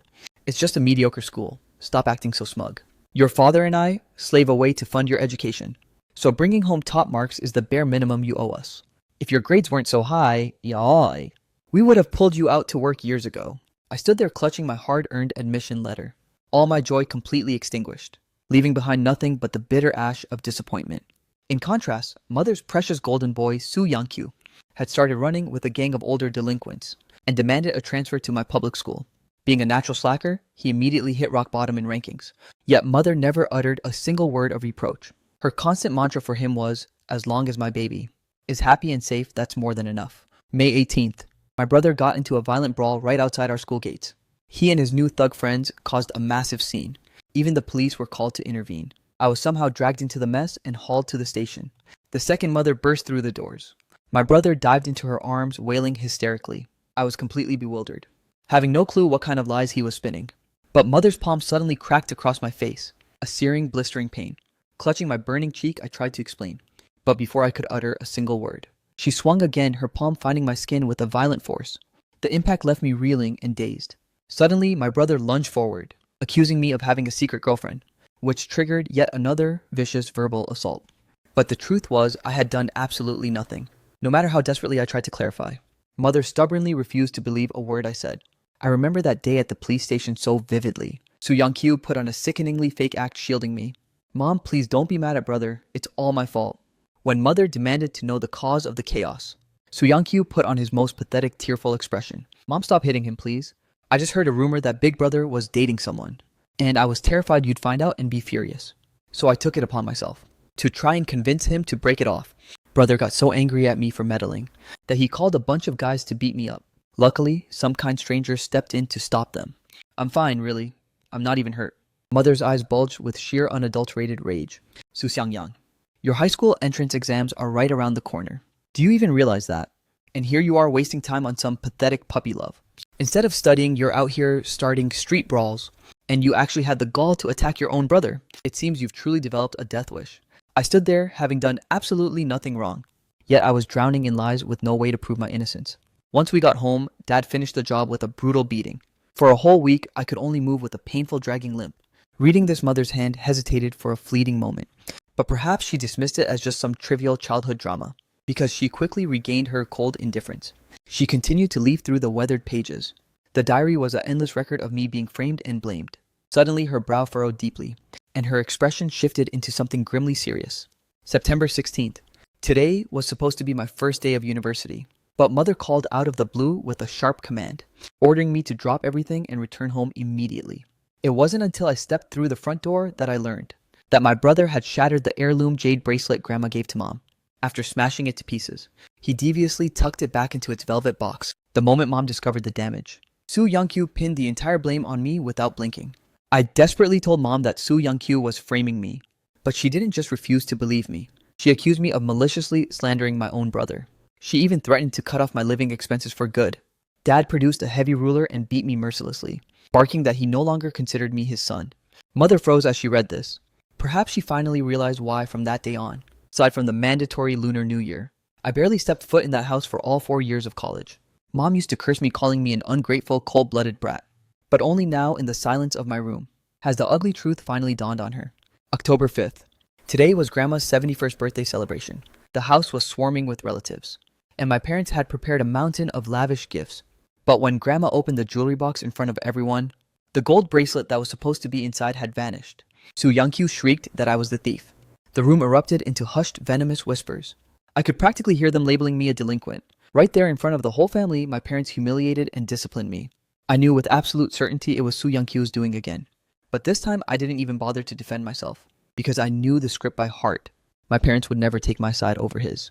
Thinking back on that day even now, the memories remain hauntingly vivid, as if the trauma only happened yesterday. That was the most brutal beating my parents ever gave me. I was bedridden for half a month, unable to even stand. At the party, they cornered and pressured me for hours, demanding I return the stolen bracelet. But since I hadn't touched the damn thing, how was I supposed to conjure it out of thin air? Once we got home, Dad, feeling disgraced, kicked me squarely in the chest. I curled into a ball, protecting my head, praying his strikes would lose some of their lethal force. But seeing my eerie silence and lack of tears, Dad's rage only intensified further. He took my stoicism as a deliberate act of defiance. He whipped off his leather belt and began to lash it across my back with terrifying violence. I finally broke screaming in pure unbridled agony, desperately begging him to show me some mercy. But he remained deaf to my pathetic pleas, seemingly intent on flaying the skin right off my bones. Mother stood nearby, a constant stream of venom spewing from her lips. Su Xiangyang, if I'd known you'd cause your father and me such humiliation, I never would have given birth to you in the first place. Other children bring honor to their parents, but you're nothing but a stain on our reputation. A brat like you has no business being alive. Just a blight on everyone. Su Yangqiu added more fuel to the fire. Mom, please don't be so upset. Maybe brother has some secret reason for what he did. Hearing that Dad's fury reached a boiling point. What secret reason could he possibly have? He's dragged our names through the mud in front of everyone. Dad roared his insults while continuing to lash me for an entire hour without pause. By the time he grew exhausted and finally stopped, I was slumped on the floor, teetering on the edge of unconsciousness. Inevitably, darkness swallowed me whole. When I finally regained consciousness, it was the dead of night. I was still sprawled out on that same freezing floor. Using every ounce of strength, I crawled toward my bedroom. The moment I collapsed onto my bed, I genuinely believed I would never open my eyes again. For the next 2 weeks, I was bedridden, unable to even put my feet on the ground. It was much later, when I discovered Su Yangqiu was already a gambling addict back then. He was the one who stole Grandma's gold bracelet to pay off his mounting debts. Reading this, Mother's composure finally fractured. She gripped the diary so hard her knuckles turned white. Every single injustice I had endured over the years was now laid bare piece by agonizing piece before her eyes. Only now does she realize that I was a sacrificial lamb for Su Yangqiu's sins, enduring countless beatings for crimes I didn't commit. The child she remembered as a chronic troublemaker had actually been a victim of constant frame-ups. The truly rotten one in this family was Su Yangqiu all along. But I'm already dead. What good does it do for her to discover the truth now? Even if I were still breathing, how could she ever hope to make amends? For all these years, the trauma they inflicted upon my soul has long been deeply branded into the core of my soul. A glimmer of guilt-ridden tears flickered in the corners of Mother's eyes. She couldn't bear to read another word. Slowly closing the cover of my private diary, she clutched it tightly against her chest, her eyes squeezed shut in a display of inner turmoil. Her face was a mask of sheer, unadulterated agony. It looked as though she was weeping, yet she didn't let out a single sound. But this time I cannot and will not comfort her. I finally witnessed a flicker of true remorse for me on her face. In the days following my departure from this world, Ja'an has been visiting quite frequently, before Mother could even recover from her emotional breakdown. The doorbell chimed once again. Mother hastily brushed away the tears from her cheeks to open the door for her guest. Su Yangqiu also sprinted out of the bedroom in high spirits, snatching the bag right out of Zia Anan's hands. Anan, big sister, what delicious treats did you bring me this time? Mother, acting completely out of character, snapped at him. Su Yangqiu, stop being so incredibly disrespectful. Go and pour some water for your sister Anan right now. Now. Su Yangqiu, usually the pampered golden child who always got his way, pouted his lips in clear dissatisfaction. Xia An immediately noticed that Mother had been crying, and a look of surprise crossed her face. What's wrong? Auntie, is this because of Su Xiangyang? Mother could no longer suppress the overwhelming regret in her heart. She began to sob softly as she spoke. I just finished reading Xiangyang's diary, and only now do I realize that his father and I have been wrongly accusing him all these years. I've been such an utterly incompetent mother. Standing to the side, Su Yangqiu overheard the conversation and grew visibly agitated and uneasy. What diary? Driven by a guilty conscience, he bolted into my room, grabbing the journal Mother had left resting on my bed. He began to leaf through the pages with frantic desperation. To him, this diary wasn't just a book of memories. It was a damning ledger documenting every single one of his crimes. After only a few pages, he panicked and tried to rip the book to shreds. Su Xiangyang, even though you're dead, you still had to leave something behind to frame me. I bet you had this planned all along. He snarled before lunging back toward Mother. Mom, don't believe a single word of the trash he wrote. Didn't he suffer from depression or whatever? He probably planned his suicide ages ago and fabricated this entire diary just to mess with your head. Mother didn't offer a rebuttal to his toxic claims, but surprisingly, she didn't blindly agree with him this time either. She merely offered a cold, detached response. Anan is still right here. Don't humiliate us further with this pathetic display. Su Yangqiu realized he'd completely lost his composure, retreating to his bedroom in a resentful huff. Before violently slamming the door shut, Sha'an began her delicate attempt to console, Mother murmuring, it's all in the past now. Auntie, I'm sure Xiangyang's soul doesn't hold a grudge against you. Everything is over. But the truth is, I can never ever forgive her. Mother nodded, seemingly relieved by the sentiment. You're right. Xiangyang was always such a saint. I'm certain he wouldn't dwell on such trivial matters. Oh, so now that I'm gone, I'm a saint. I've lost count of how many times they branded me a black sheep, or a worthless failure. Now that I'm cold in the ground, they have the audacity to demand I not dwell on it. But to me, none of this was ever trivial. It was the mountain of straw that slowly crushed me. The ultimate catalyst that led to my tragic end. If they hadn't enabled Soo Young-kyu's every whim for years, I wouldn't have been destroyed by his hands. Regarding my death, every single soul in this house is a cold-blooded accomplice. After calming Mother's frayed nerves, Sha'an asked if she could step inside my room. Filled with suspicion, my spirit followed close behind. She gently clicked the door shut and began meticulously scanning every corner of my sanctuary. The room wasn't exactly a dungeon, but compared to the opulence of the rest of the mansion, it looked like a stark misplaced cell. The space itself wasn't small, but it contained nothing but a solitary bed, a plain wardrobe, a desk, and a single bookshelf. Perhaps she was already weary of hearing me drone on about the miserable experiences of my childhood. Xia-an didn't seem particularly interested in my diary at all. Instead, she swung open my wardrobe, revealing the pathetic handful of clothes I actually owned. The closet looked hauntingly vacant, with most of the garments looking worn out and frayed. A single vibrant red sweater stood out amongst the drabness. Xia-an delicately pulled that specific sweater from the rack. It was a gift she had given me during last year's New Year's Eve celebration. She had knitted it herself stitch by painful stitch, and she owned one that was an identical match. Back then, she'd always nag me about why I never wore it, asking if I secretly hated her handiwork. I would always just offer a silent shake of my head and tell her that it was just too difficult to coordinate with other outfits. But for someone like me who was lucky to have anything to wear, why would I ever give a damn about coordinating fashion? The truth was, I simply couldn't bear the thought of ruining it. I had kept that sweater meticulously sealed in a dust bag. Sha'an removed the covering and perched herself on the edge of my bed. She clutched the sweater, the only thing carrying my trace, tightly, burying her face in the fabric and inhaling deeply, as if desperately trying to catch a lingering scent of me. Then the soft sound of her sobbing filled the room. "Xiangyang, are you doing okay on the other side?" Her voice was barely a fragile whisper, yet it echoed with crystal clarity in my ears. I felt a wave of sheer confusion wash over me. Didn't she just claim she wanted to dump me a few days ago, so she could hook up with Soo Young-kyu instead? Why is she suddenly acting so heartbroken over me today? Before I could even begin to process her motives, she stood up once more and started rummaging through every corner of my room. She scrutinized the pages of every book I had ever read, appearing to be in search of something very specific. After a thorough sweep of the room, a look of profound disappointment clouded her face. But for a guy with a life as cheap and worthless as mine, what could I possibly have left behind for her? I couldn't help but feel that maybe her initial choice was the logical one. Anyone in their right mind would choose a guy like Soo Young-kyu, doted on by parents, living in family harmony, blessed with good looks, and born with a massive silver spoon in his mouth. I sat down on the stool beside my desk, resting my head on one hand. I gazed at the woman I had once loved with every fiber of my being. It's true, I really couldn't provide her with anything of value. She was willing to walk this lonely path by my side, and in my moments of absolute despair, she dragged me out from the bottomless abyss. In this instant, I feel a strange sense of closure. When it comes to Xia Anan, I have no right to harbor any bitterness. I'll just pretend that she truly deeply loved me once, letting all of this fade into a beautiful misunderstanding. At least that way I can deceive myself into believing that this world isn't entirely heartless and cold. The sound of the front door echoing through the house signaled that Dad had finally returned. Xiao-an hastily adjusted her appearance, forcing that familiar hollow smile back onto her face. Before Dad could even set down his belongings, he spotted Xia-an emerging from my bedroom. A flicker of confusion crossed his features for a split second, before he broke into an overly enthusiastic greeting. "Oh, Anan is here." Young-kyu is such a brat sometimes. He didn't even bother to come out and say hello. He continued his chatter while heading into the living room, noticing Mom slumped on the sofa, looking utterly shell-shocked with tear-stained eyes, assuming she was merely mourning my death. Dad gave Mom's shoulder a dismissive pat. "Stop crying already. Xiang Yang was a troublemaker from the day he was born. Now that he's gone, we'll finally have some peace and quiet." Conscious of Xia Anan's presence right beside them, Mom chose to keep her mouth shut, letting out nothing more than a heavy, trembling sigh.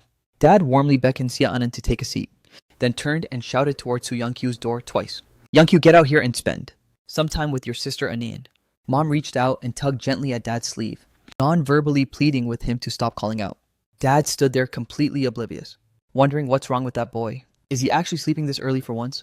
Sha'an, sensing the thick tension suffocating the room, decided it was her cue to make an exit. "Uncle, Auntie, it's getting quite late, so I'll be heading home now." Dad's face beamed with paternal kindness. "Alright, get home safely and stay alert on the road. And be sure to give your old man a call." Dad had always been incredibly fond of Xia-an. In fact, the only praise he ever gave me was for having such a great girlfriend, back when I was still drawing breath. It was only when Xia-an accompanied me home that Dad would ever grace me with a genuine smile. His warm behavior now doesn't surprise me one bit, but for a fleeting second it hit me, in my father's eyes. The arrival of literally anyone else brought him more joy than seeing his own son. Once Xia'an had departed, Mother retreated into my room and emerged with my tattered diary in hand. She handed it over to Dad with a grim, heavy expression. Just take a look at what your perfect son has actually done. Dad's brow knit into a tight, frustrated knot. He snatched the notebook away, beginning his tirade before even glancing at the pages. What kind of trouble did that bastard Su Xiangyang cause now? Don't tell me that even in death. We're still expected to clean up his pathetic messes. Perhaps because Mother once shared that exact same toxic mindset. She merely let out a weary sigh and remained hauntingly silent, standing by as she waited for Dad to finish reading the truth. Dad flipped through the pages one by agonizing one, and as he delved deeper into my past, his expression grew increasingly dark and somber. When he finally reached the end of the last entry, Dad slammed the notebook shut and stared at Mother with an expression of pure disbelief.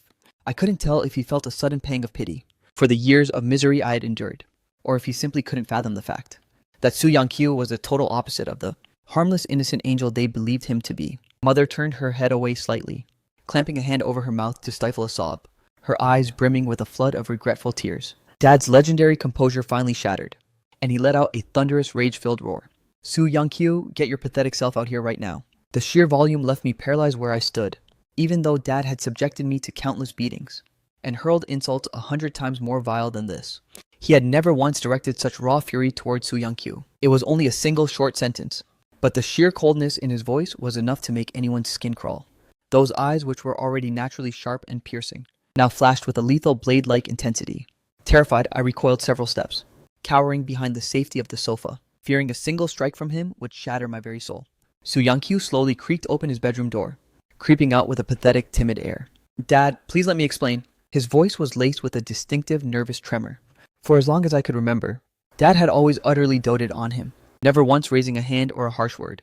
Even when Dad discovered he'd gambled away a fortune to loan sharks, he merely gave him a gentle slap on the wrist. Seeing Dad in such a primal state of fury, even the golden boy was finally tasting true fear. In the past, whenever Dad's rage was directed at me, he would stand on the sidelines with a sadistic smirk, never missing a chance to fuel the fire with more lies. Now that the tables are turned, he's showing his true cowardly colors. I suppose it makes sense. Dad's outbursts toward me were as common as a daily meal. Not just for him. Even Dad himself had likely grown numb to my suffering. Dad violently slammed my diary onto the coffee table. What is there left to explain? That was your own flesh and blood brother. How could you torment him like that day after day? You spent years making his life a living hell, ensuring he never knew a moment of peace until the day he died. Su Yangqiu, ever the cunning actor, sensed the shift. He immediately dropped his futile excuses. Instead, he masked his face with a look of profound staged remorse. I'm so sorry, Dad. I realize now how horribly wrong I was. At Brother's funeral, I'll give him the most heartfelt apology possible. Sensing Dad's stiff expression beginning to soften, he suddenly collapsed, dropping to his knees to beg for mercy like a spoiled child. Please just find it in your heart to forgive me. Dad, you can punish me however you see fit. Go ahead, beat me if it makes you feel better. Before Su Yangqiu could even finish his manipulative plea, Dad hoisted his arm high into the air, yet Su Yangqiu didn't even flinch or try to dodge. He knew deep down in his rotten core, no matter how much smoke Dad blew, he could never actually bring himself to strike his favorite son, especially now that I was already dead and gone. There was simply no reason to let a corpse like me become the cause of him striking his precious golden boy. Instead, Mother instinctively lunged forward to restrain him. Yangqiu already understands what he did wrong. Besides, those were all just trivial, insignificant matters. Dad never actually intended to lay a finger on Su Yangqiu, seeing Mother provide such a convenient out. He took the exit and lowered his hand immediately. You little brat, if I catch you pulling this again, I won't hesitate to actually thrash you. Even though the words were technically a scolding, all I could hear was the sickening warmth of a father's doting love. Su Yangqiu scrambled to his feet instantly, clinging to Dad's arm, with the smug confidence of a child who knows he's the favorite. I knew my dad was the absolute best. I knew you could never bring yourself to actually hit me. Dad gave his forehead a playful, affectionate flick. You always were a silver-tongued devil. If your brother wasn't so stubborn and tight-lipped, he wouldn't have tasted the belt nearly as often. Sigh, forget it. Let's not waste our breath on him. He was right. If I had been a manipulative sycophant like Su Yangqiu, constantly stroking my parents' egos, he would have been the one enduring the beatings all those years. But I naively believed brothers shouldn't play such toxic mind games. And I felt that, since I was innocent, there was no need for desperate explanations. I see clearly now. Only the child who cries the loudest gets the candy, while my wrongful death doesn't weigh as much as Su Yangqiu's fake pouting. A few days later, driven by a fleeting sense of guilt, Mother organized a funeral that was actually somewhat decent. Aside from a handful of relatives and friends, the attendees consisted mostly of mothers, colleagues from the hospital, though they all whispered their own dark theories about my demise. They didn't dare challenge Mother's authority, maintaining their plastic smiles and offering hollow, polite condolences. That same nurse who tried to help me before was there. She approached my grave with a somber bouquet in hand. Her voice was a fragile, airy whisper. "I'm so sorry. If only I had found the courage to speak up back then. Maybe you'd still be breathing today." Out of everyone gathered here today, she was the only person who ever truly tried to help me. Yet, she's also the only one offering a sincere apology. Meanwhile, my own mother stands there, shamelessly justifying my death to the onlookers, as if spinning lies could somehow wash away her own guilt. Xiangyang was always such a defiant brat, obsessing over petty grudges from the past until, trying to frame his brother, he finally reaped what he sowed. Everyone present knows the truth. They see how she dotes on my brother, and know exactly how much I've suffered over the years. But nobody wants to cause a scene, so they just offer hollow performative comfort to her. It makes me question everything. Did Mother truly feel even a flickering moment of genuine grief for me the other day? Suddenly, a sharp siren cut through the murmurs of the crowd. A squad of officers pushed through the gathered mourners, marching directly toward my mother and brother. Mother stood frozen, her face a mask of confusion. "Officers, may I ask who exactly you are looking for?" The lead officer ignored her question, checking a photograph to confirm her identity. "You are Ms. Meng Jiali, correct?" Mother nodded, her expression filled with bewilderment. The officer hoisted an arrest warrant before her eyes. "Then you're coming with us to the station.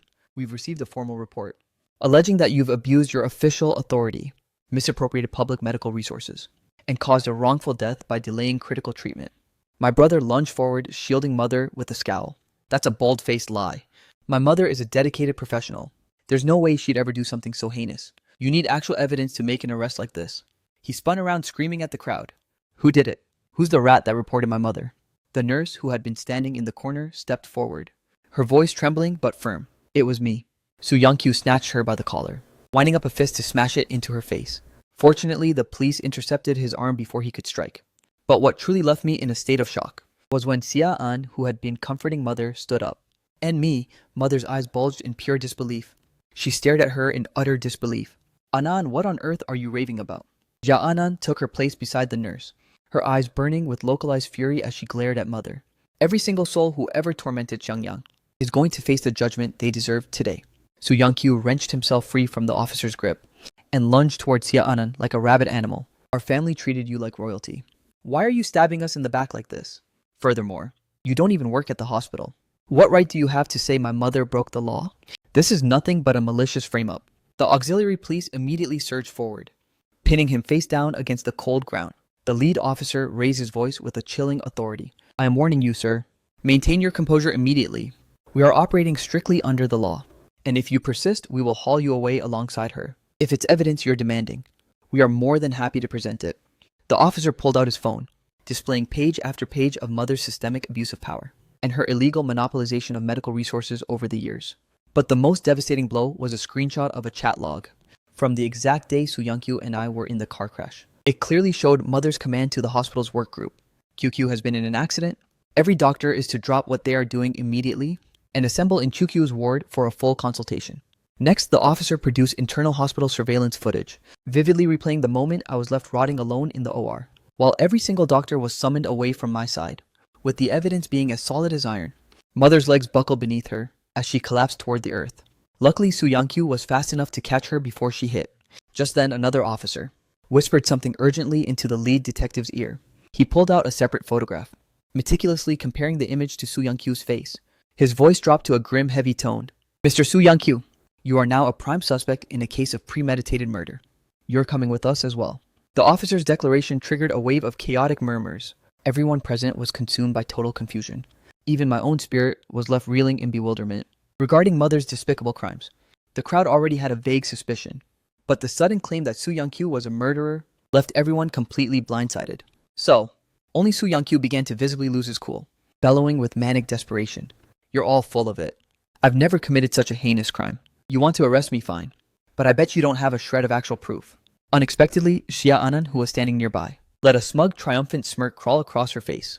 "Who told you I only reported your mother? Do you really think I don't know exactly what you've been up to?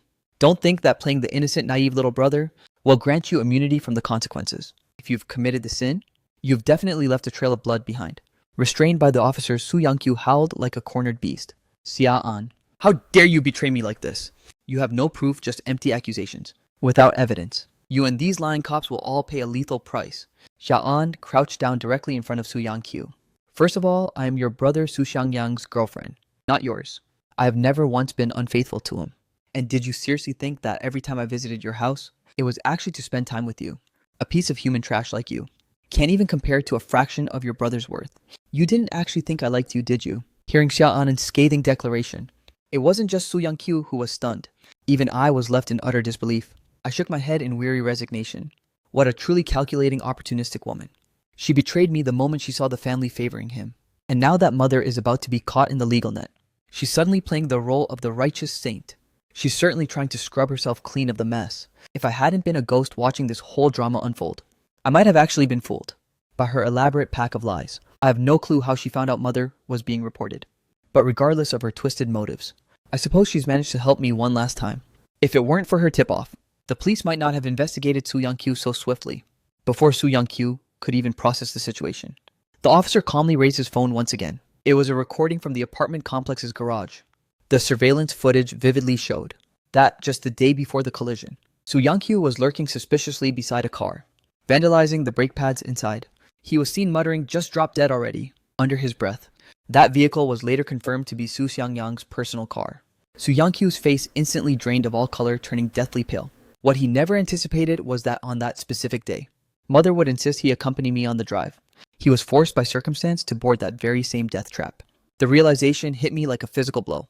No wonder he was so incredibly jittery the moment we set off, constantly nagging me to slow down. That wasn't brotherly concern. It was pure, unadulterated terror. Mother collapsed to her knees, wailing in agony. "QQ, why would you do this?" Why? Perhaps I'm the only one who truly knows why. A few months ago, Su Yangqiu had spiraled back into gambling and owed the loan sharks, having absolutely no way to pay them back. He came crawling to me in total desperation. But where was I supposed to find extra cash to bail him out? I urged him to go to the police and turn himself in. He fell to his knees, sobbing and begging me not to call the cops. "Brother, if you report me, my entire life is over. They'll chop off my hands. I'm begging you. Brother, please, just help me one last time." But I couldn't let him continue down this path of self-destruction. Nor could I watch our parents' life savings go down the drain. I gritted my teeth and turned him away. Seeing that I wouldn't budge, his mind must have twisted into a dark, murderous scheme. He put on a pitiful face and lied to me. "Fine. Brother, I'll do as you say and turn myself in. But can you give me 2 days to prepare myself mentally?" Seeing how pathetic he looked, my heart softened one last time, and I gave him the time he asked for. But who could have known he wanted me dead, just to ensure my silence forever? Immediately after, the officer produced a clip from my own dashcam and forced my mother to watch it. "Look closely," he commanded. "This is the son you murdered by wasting precious medical resources." In the video, at the exact second the crash occurred, clueless about the betrayal, I acted purely on instinct and shielded my brother with my own body. The bone-shattering sound of impact, my suppressed pained groans, and finally the sound of my breathing fading into nothingness, echoed with haunting clarity through the deathly silent funeral. As the footage cut to black, the officer expertly twisted Su Yangqiu's arms behind his back and snapped the cold steel of handcuffs onto his wrist. Faced with the sickening truth, my parents and sister could only stare in paralyzed, wide-eyed horror at the monster they called Su Yangqiu. The entire venue fell into a graveyard silence. Suddenly, snapping mother lunged forward like a banshee, violently grabbing a fistful of Su Yangqiu's clothes. Her voice shrieked, hitting a distorted, jagged pitch. "Su Yangqiu, you cold-blooded murderer. How could you be so utterly demonic? To actually butcher your own flesh and blood. All these years, your brother sacrificed everything for you, enduring endless suffering just to keep you safe. How could you be such an ungrateful parasite? It's our fault, your father's and mine. We were the ones who turned you into this monster. I'll kill you myself today," mother's rage reached a fever pitch as she lost all control, swinging her hands wildly to claw at Su Yangqiu. The police immediately intervened to restrain her. This was the first time in my life I had ever seen mother raise a hand to him, just as Su Yangqiu thought he had dodged the physical assault. Father delivered a brutal, bone-crushing kick to his gut. It was clear from the sheer impact that father had channeled every ounce of his strength into it. Handcuffed and defenseless, Su Yangqiu slammed violently onto the pavement, letting out a sharp, pathetic cry of agony. But even in this broken state, his face was still twisted with defiance and venomous spite. The moment the officers pulled him back to his feet, he spat a mouthful of bloody phlegm directly at father's face. Just as father lunged to strike him again, the police scrambled to hold him back. Perhaps even the officers found that first kick well-deserved, deliberately pretending their reflexes were too slow to stop it. But if they allowed dad to continue this brutal assault, They'd likely have to haul him away in cuffs as well. Seeing that the situation had spiraled past the point of no return, Su Yang-kyu erupted into a chilling, maniacal laughter. He slowly turned his head to lock eyes with Mother, his gaze completely void of any familial warmth. All that remained was a twisted madness and pure unadulterated malice. I'm the demonic one. Didn't you raise me to be exactly like this? So, I'm a cold-blooded murderer, so. But weren't you the one who summoned every doctor to my bedside, robbing him of his only chance at survival? If it hadn't been for your blatant favoritism, could I have executed him so flawlessly? Tell me, my dearest mother. The way he sneered as he spoke was a far cry from the innocent, harmless facade he usually wore. At this moment, he resembled a soulless, predatory beast. Even when facing his own parent, Su Yang-kyu's venomous words were like red-hot steel needles, viciously driven straight into Mother's heart. He twisted the blade and her entire body instantly went rigid with shock. It was as if every past mistake and toxic bias had manifested into heavy physical chains, tightly constricting her very soul. She was being pummeled by a tidal wave of crushing guilt, that agonizing overdue realization of her sins, mixed with the trauma of her golden child's betrayal, finally shattered her psyche completely. Mother clawed at her hair with frantic desperation, her eyes bulging out in horror. As she shook her head back and forth like a madwoman, she began to babble incoherently. No, that's not how it happened. It wasn't me. Completely broken, Mother shrieked at the top of her lungs. You're the one who butchered Xiangyang. You're the mastermind behind this entire nightmare. You exploited our trust and our unconditional love, turning every single one of us into your unwitting accomplices. I have to admit, though Mother was always blissfully ignorant, when it came to Su Yang-kyu's true nature, she was incredibly sharp when it came to dodging her own accountability. Su Yang-kyu's expression contorted into something truly grotesque, a hideous mask of someone with absolutely nothing left to lose. And so what if I did? My beloved mother. No matter how meticulously I planned his demise, it never would have been possible without you. Now would it? So in the end, I really have to thank you for being so competent. Su Yang-kyu's words were masquerading as praise, but they were actually the most venomous of curses, plunging Mother into a pit of absolute humiliation and despair. Mother finally realized the sheer magnitude of the sins she had committed all these years, how absurd and how utterly unforgivable they were. Collapsing onto the hard ground, she delivered a brutal, self-inflicted slap to her own face. The sound was sharp and deafening. I'm so sorry. Xiangyang, it was all my fault. I wrongly accused you for so many years. It's me who deserves to die. She scrambled on all fours, lunging toward my headstone, choking on her sobs as she desperately embraced the freezing cold granite. Her trembling fingers traced the surface of the photo where I wore that gentle fading smile. Please just wake up, okay? Xiangyang, Mom is here to beg for your forgiveness. I'll get on my knees, and I'll apologize for everything. Didn't you want to go study abroad? I'll pay for it all. I'll be the one to send you there. No, that's not right. I'll go with you and stay by your side. Please just answer me. I was wrong. I was so wrong.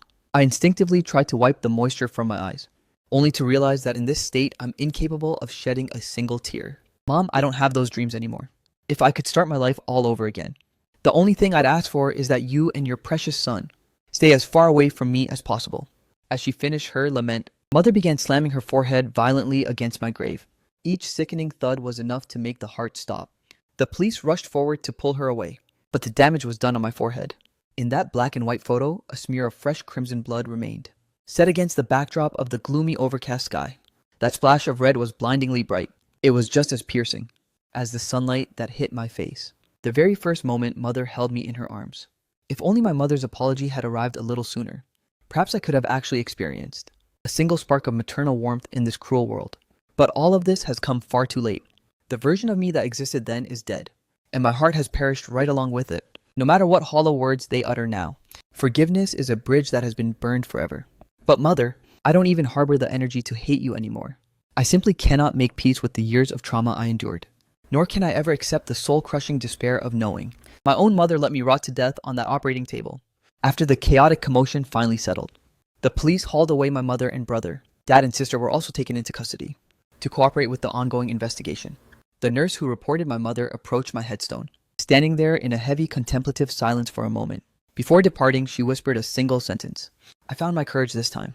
The people who destroyed you are finally being taken away. I believe the law will finally grant you the justice you deserve. Perhaps as a rookie nurse still fresh in her career, she still carries a heart full of compassion for all living souls. She likely blames her own perceived weakness for every patient lost.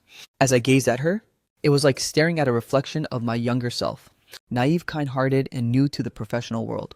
I reached out and gave her shoulder a phantom pat, muttering soundlessly, "None of this was your fault. Keep moving forward." Sadly, I'm nothing more than a wandering spirit. She couldn't feel my touch, nor could she hear my voice. Once the crowd had completely dispersed, my girlfriend Sia An stood alone before my grave. I was about to depart, but I froze in my tracks. I was deathly curious to see what she would do next. But she simply stood there dazed for 10 long minutes. She didn't move an inch. She didn't utter a single word. She just stared intensely at my portrait on the cold stone. Suddenly, she rolled up her sleeves and used her fingertips to meticulously wipe away the bloodstains mother had left on my photograph. She began to mutter under her breath, almost as if she were engaging in a final conversation with me. Now, you can finally leave this world in peace, right? A jolt of surprise surged through me. Could it be that she can actually see me? To test this impossible theory, I drifted back and forth right in front of her face for a long time, even intentionally waving my hand before her eyes. But judging by her lack of reaction, her gaze remained fixed solely on the cold headstone. I must be overthinking things. It makes sense, though, if she truly possessed the ability to see my spirit. How could she have uttered those soul-crushing words right to my face? Perhaps this is just a final hollow sentiment, offered as a belated blessing to the departed. Yet I can't help but wonder, is Zia An's behavior driven by guilt? Or does she still harbor a lingering spark of affection for me? I don't have the answer, and I likely never will. Honestly, I don't even want to know. I'll just choose to believe that she truly did love me once, letting this whole tragedy dissolve into a beautiful misunderstanding.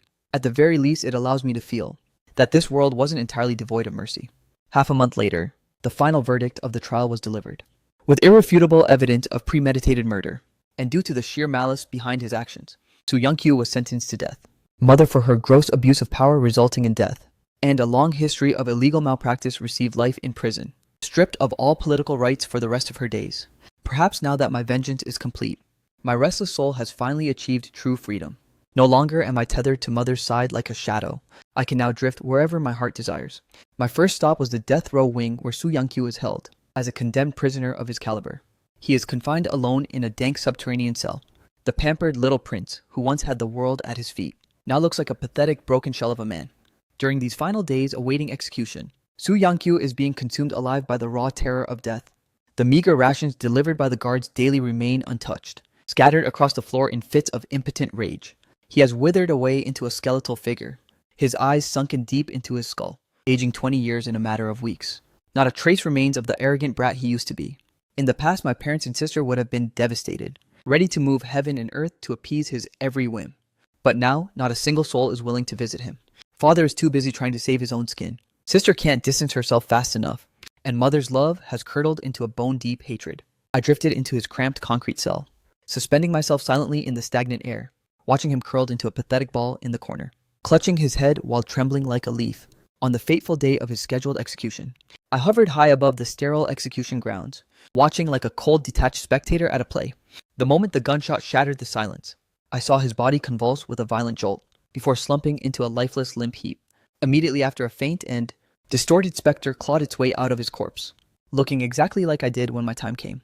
The newborn ghost Soo Young-kyu gazed around in a daze, and when his eyes finally locked onto mine, his face was instantly paralyzed by sheer primal terror. Brother, his soul let out a piercing, jagged shriek that sounded absolutely wretched and grating. It's you never left.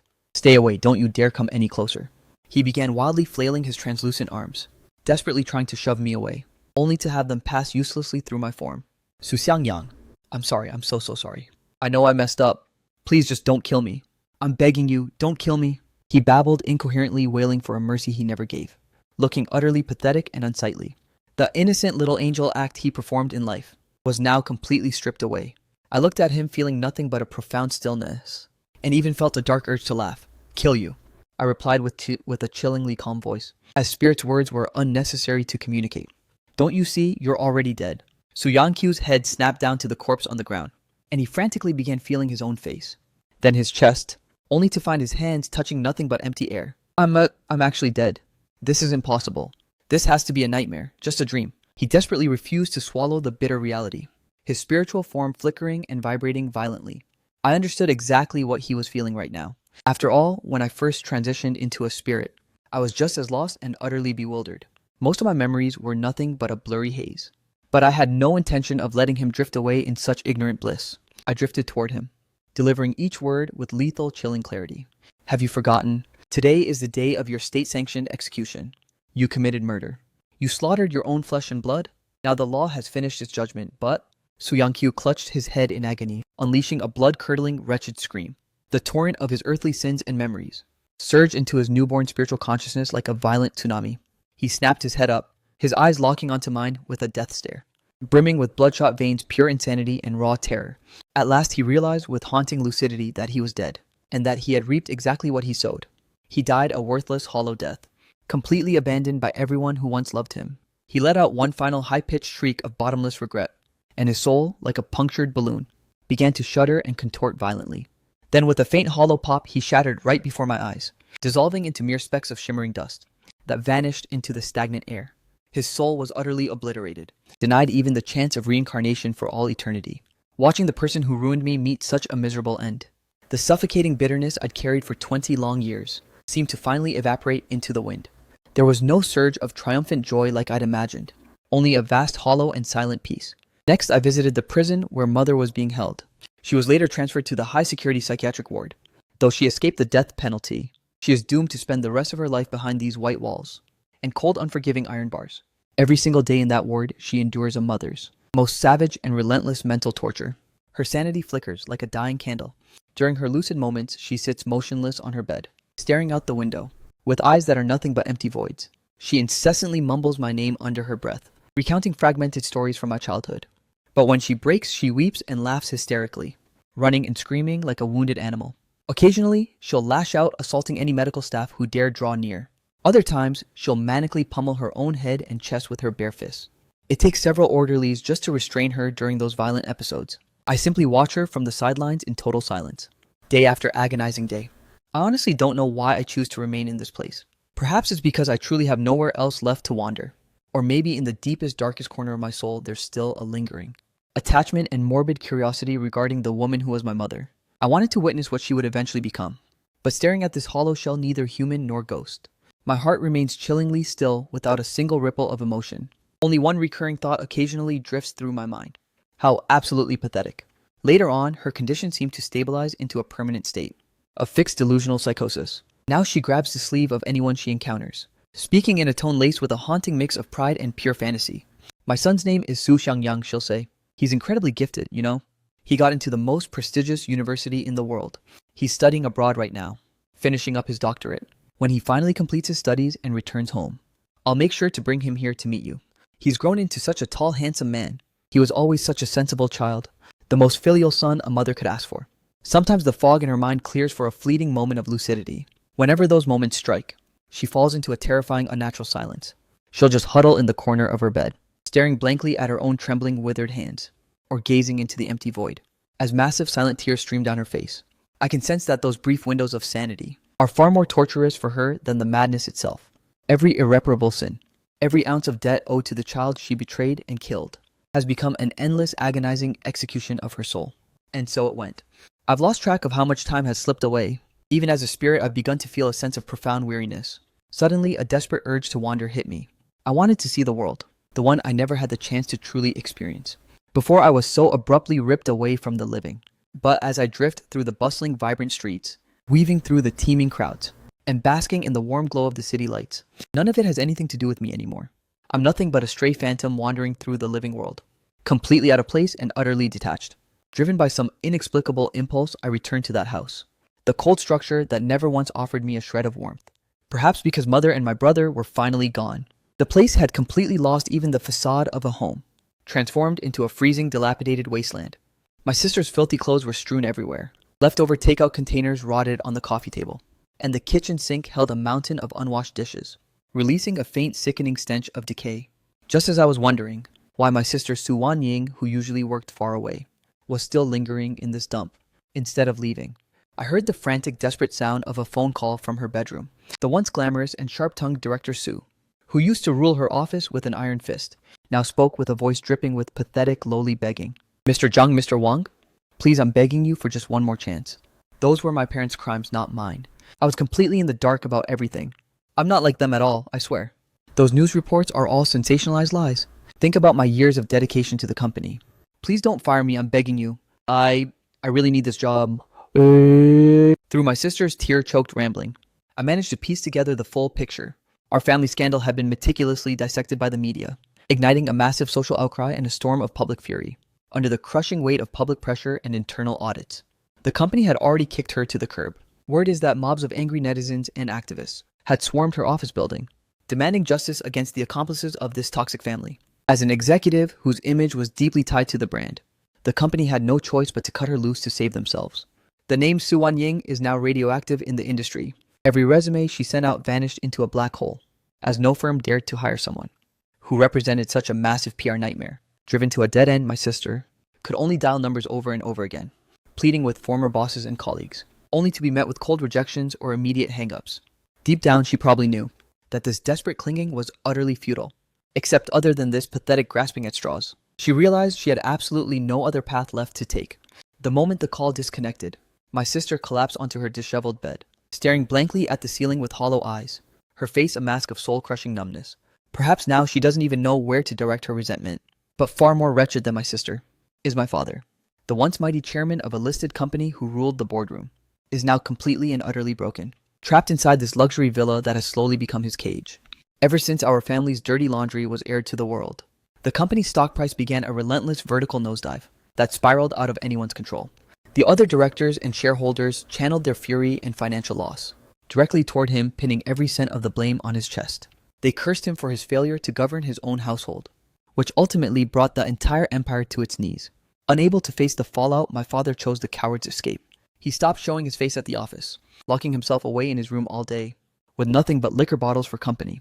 The floor was littered with empty bottles, leaving virtually no space to even take a single step. The sharp sting of alcohol mixed with the stench of rotting food created a nauseating cloud in the air.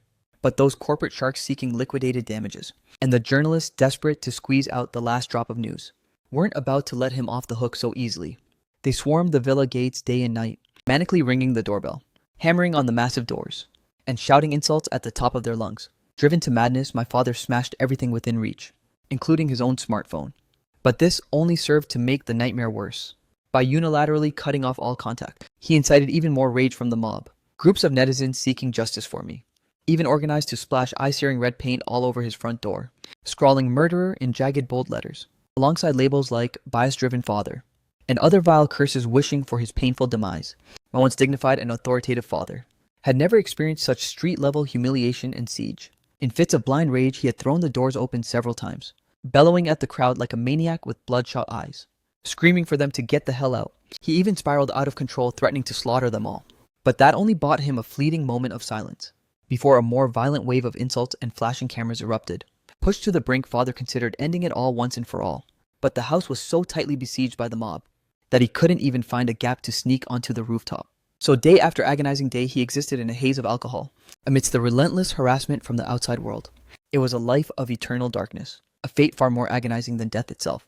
After his final descent into a drunken stupor, drifting in a dazed state, he slowly hoisted his head, and his clouded bloodshot eyes locked directly onto my form floating in midair. Father gave a violent jolt, the liquor bottle in his hand hitting the carpet with a dull thud. He rubbed his eyes with frantic intensity, staring deathly still at the exact spot where I stood, his voice raspy, dry, and hollow, trembling with an unbearable sense of disbelief. Xiang Yang, is that really you?" I was completely caught off guard, assuming his mind had finally snapped, and triggered a hallucination. I froze in place, not daring to move, but father staggered up from the bedside, stumbling toward me with trembling limbs. He was still unconsciously clutching another half-empty bottle, his footsteps shaky and weightless. He stopped barely a meter away from me, squinting those murky, ruined eyes, to gaze at me with a desperate, ravenous intensity. After staring for an eternity, his lips suddenly curled back into a jagged laugh that sounded more painful than a sob. "It really is you. My dear son, you've actually come back. Did you come back to take my life as payment?" He seemed to have gained a moment of clarity, collapsing back onto the edge of the chaotic bed. He tilted his head back, taking a massive swig of liquor, then looked down at his own hands and began to mutter. "Xiang Yang, it's all on me. I am so incredibly sorry. I know the truth now. I know. I understand it clearly in my heart. There's no chance left to make amends. You can see for yourself Dad's living a life worse than death. If you take me with you, it would be a mercy, a quick end." He lifted his head to lock eyes with me once more, his gaze swirling with complex emotions I had never seen before. He even attempted to reach out toward my phantom form with those same hands that had struck me down countless times, the hands stained with my own blood and tears. "Silly child, look at how terrified you are." His tone held a trace of eerie affection. "Don't worry. Dad will never scream at you again. The one who truly deserves to rot is me. I've failed so miserably as a father. I realized right then that he could truly see my spirit. Testing him, I waved my hand slowly in front of his face. His pupils tracked the movement of my hand perfectly. And then he offered me a smile so bitter it was agonizing to witness. Stop that. I really can see you, son. Facing this attention and love that arrived 20 years too late, I didn't feel a spark of warmth. Instead, I felt a wave of intense discomfort and absurdity. Dad, I parted my lips, mouthing that heavy foreign title in total silence. On my father's alcohol-flushed, bloated face, a look of pure relief bloomed from that spectral call. I hear you, Xiangyang. The fact that you're still willing to call me dad, that's enough for me. Anything else? I don't even dare to ask for more. Seeing that I remained silent for a long time, he continued to babble to himself, as if he'd been holding everything in for an eternity, and finally found an outlet for his confession. Xiangyang, do you despise your father? I lapsed into silence for a moment, and then I nodded with absolute conviction. I hated him. Of course I did. Those lashes from his belt, those verbal daggers that pierced my very marrow, those endless days and nights of being scarred by his favoritism. How could I not hate him, father? Downed another massive gulp of liquor, the stinging liquid seemingly incinerating his throat and heart. And now is there nothing left but pure disappointment? I contemplated his question seriously, as they faced their retribution and my soul drifted further away. The burning hatred seemed to be flickering out, but that bone-chilling sensation of being abandoned by blood, that absolute bottomless despair toward the man called father, remained etched into the very core of my soul. I nodded once more, with absolute certainty. This time I was no longer paralyzed by fear of him. Perhaps it was the realization that as a ghost, he could no longer inflict physical pain upon me, or maybe having transcended life and death, seeing through his facade had made everything feel hollow. Father watched as I nodded, his face contorting into an expression more wretched than a sob. He lit a cigarette with trembling fingers, nodding back through the thick swirling haze. You're right to be disappointed. If you said you weren't son, I wouldn't even believe you. It's all right. I deserve this burden. He exhaled a heavy cloud of smoke, his gaze drifting toward the endless abyss outside the window. I promise you, Xiangyang, in our next life, I'll truly be the father you deserve. Every bit of love I denied you, I'll pay it back tenfold. I slowly shook my head, mouthing the words in total silence. There's no need. In the next life, I'd rather have a different father. The hand holding his cigarette jerked violently, sending hot ash cascading onto his trousers. Yet he didn't even flinch. He stared at me paralyzed for several agonizing seconds, and then with one final exhale of gray smoke. It was as if the last of his spirit had finally broken. His entire frame slumped forward defeated, as he gave a heavy resigned nod. I understand. As a father and son who were strangers in life, this eerie reunion after death served as our crossroads, where we shared a first and final moment of silent understanding. We sat quietly beside one another, though separated by the veil between the living and the dead. That night, Father drained every single drop of alcohol left in the house. The following morning, when the debt collectors finally lost their patience and forced open the locked doors to storm the room, they found him collapsed lifelessly by the bed, his body already cold to the touch. The medical examiner's verdict: sudden cardiac arrest triggered by acute alcohol poisoning, stripped of all financial support. With every last relative gone, Su Wanying completely spiraled into a total breakdown. She ceased stepping outside, refused to answer any calls, and drifted like a hollow phantom through the vast, deathly silent villa. She rummaged through drawers and cabinets incessantly, searching for anything of value that might remain. Or perhaps she was just wandering aimlessly through the ruins of her life. The mob that once besieged the front gates began to dwindle as the main players exited the stage one by one, gradually fading away into the background. Yet the true predators, the debt collectors, lingered like hyenas catching the scent of fresh blood, refusing to retreat. I suppose they'll never receive the sins of the father payout they craved.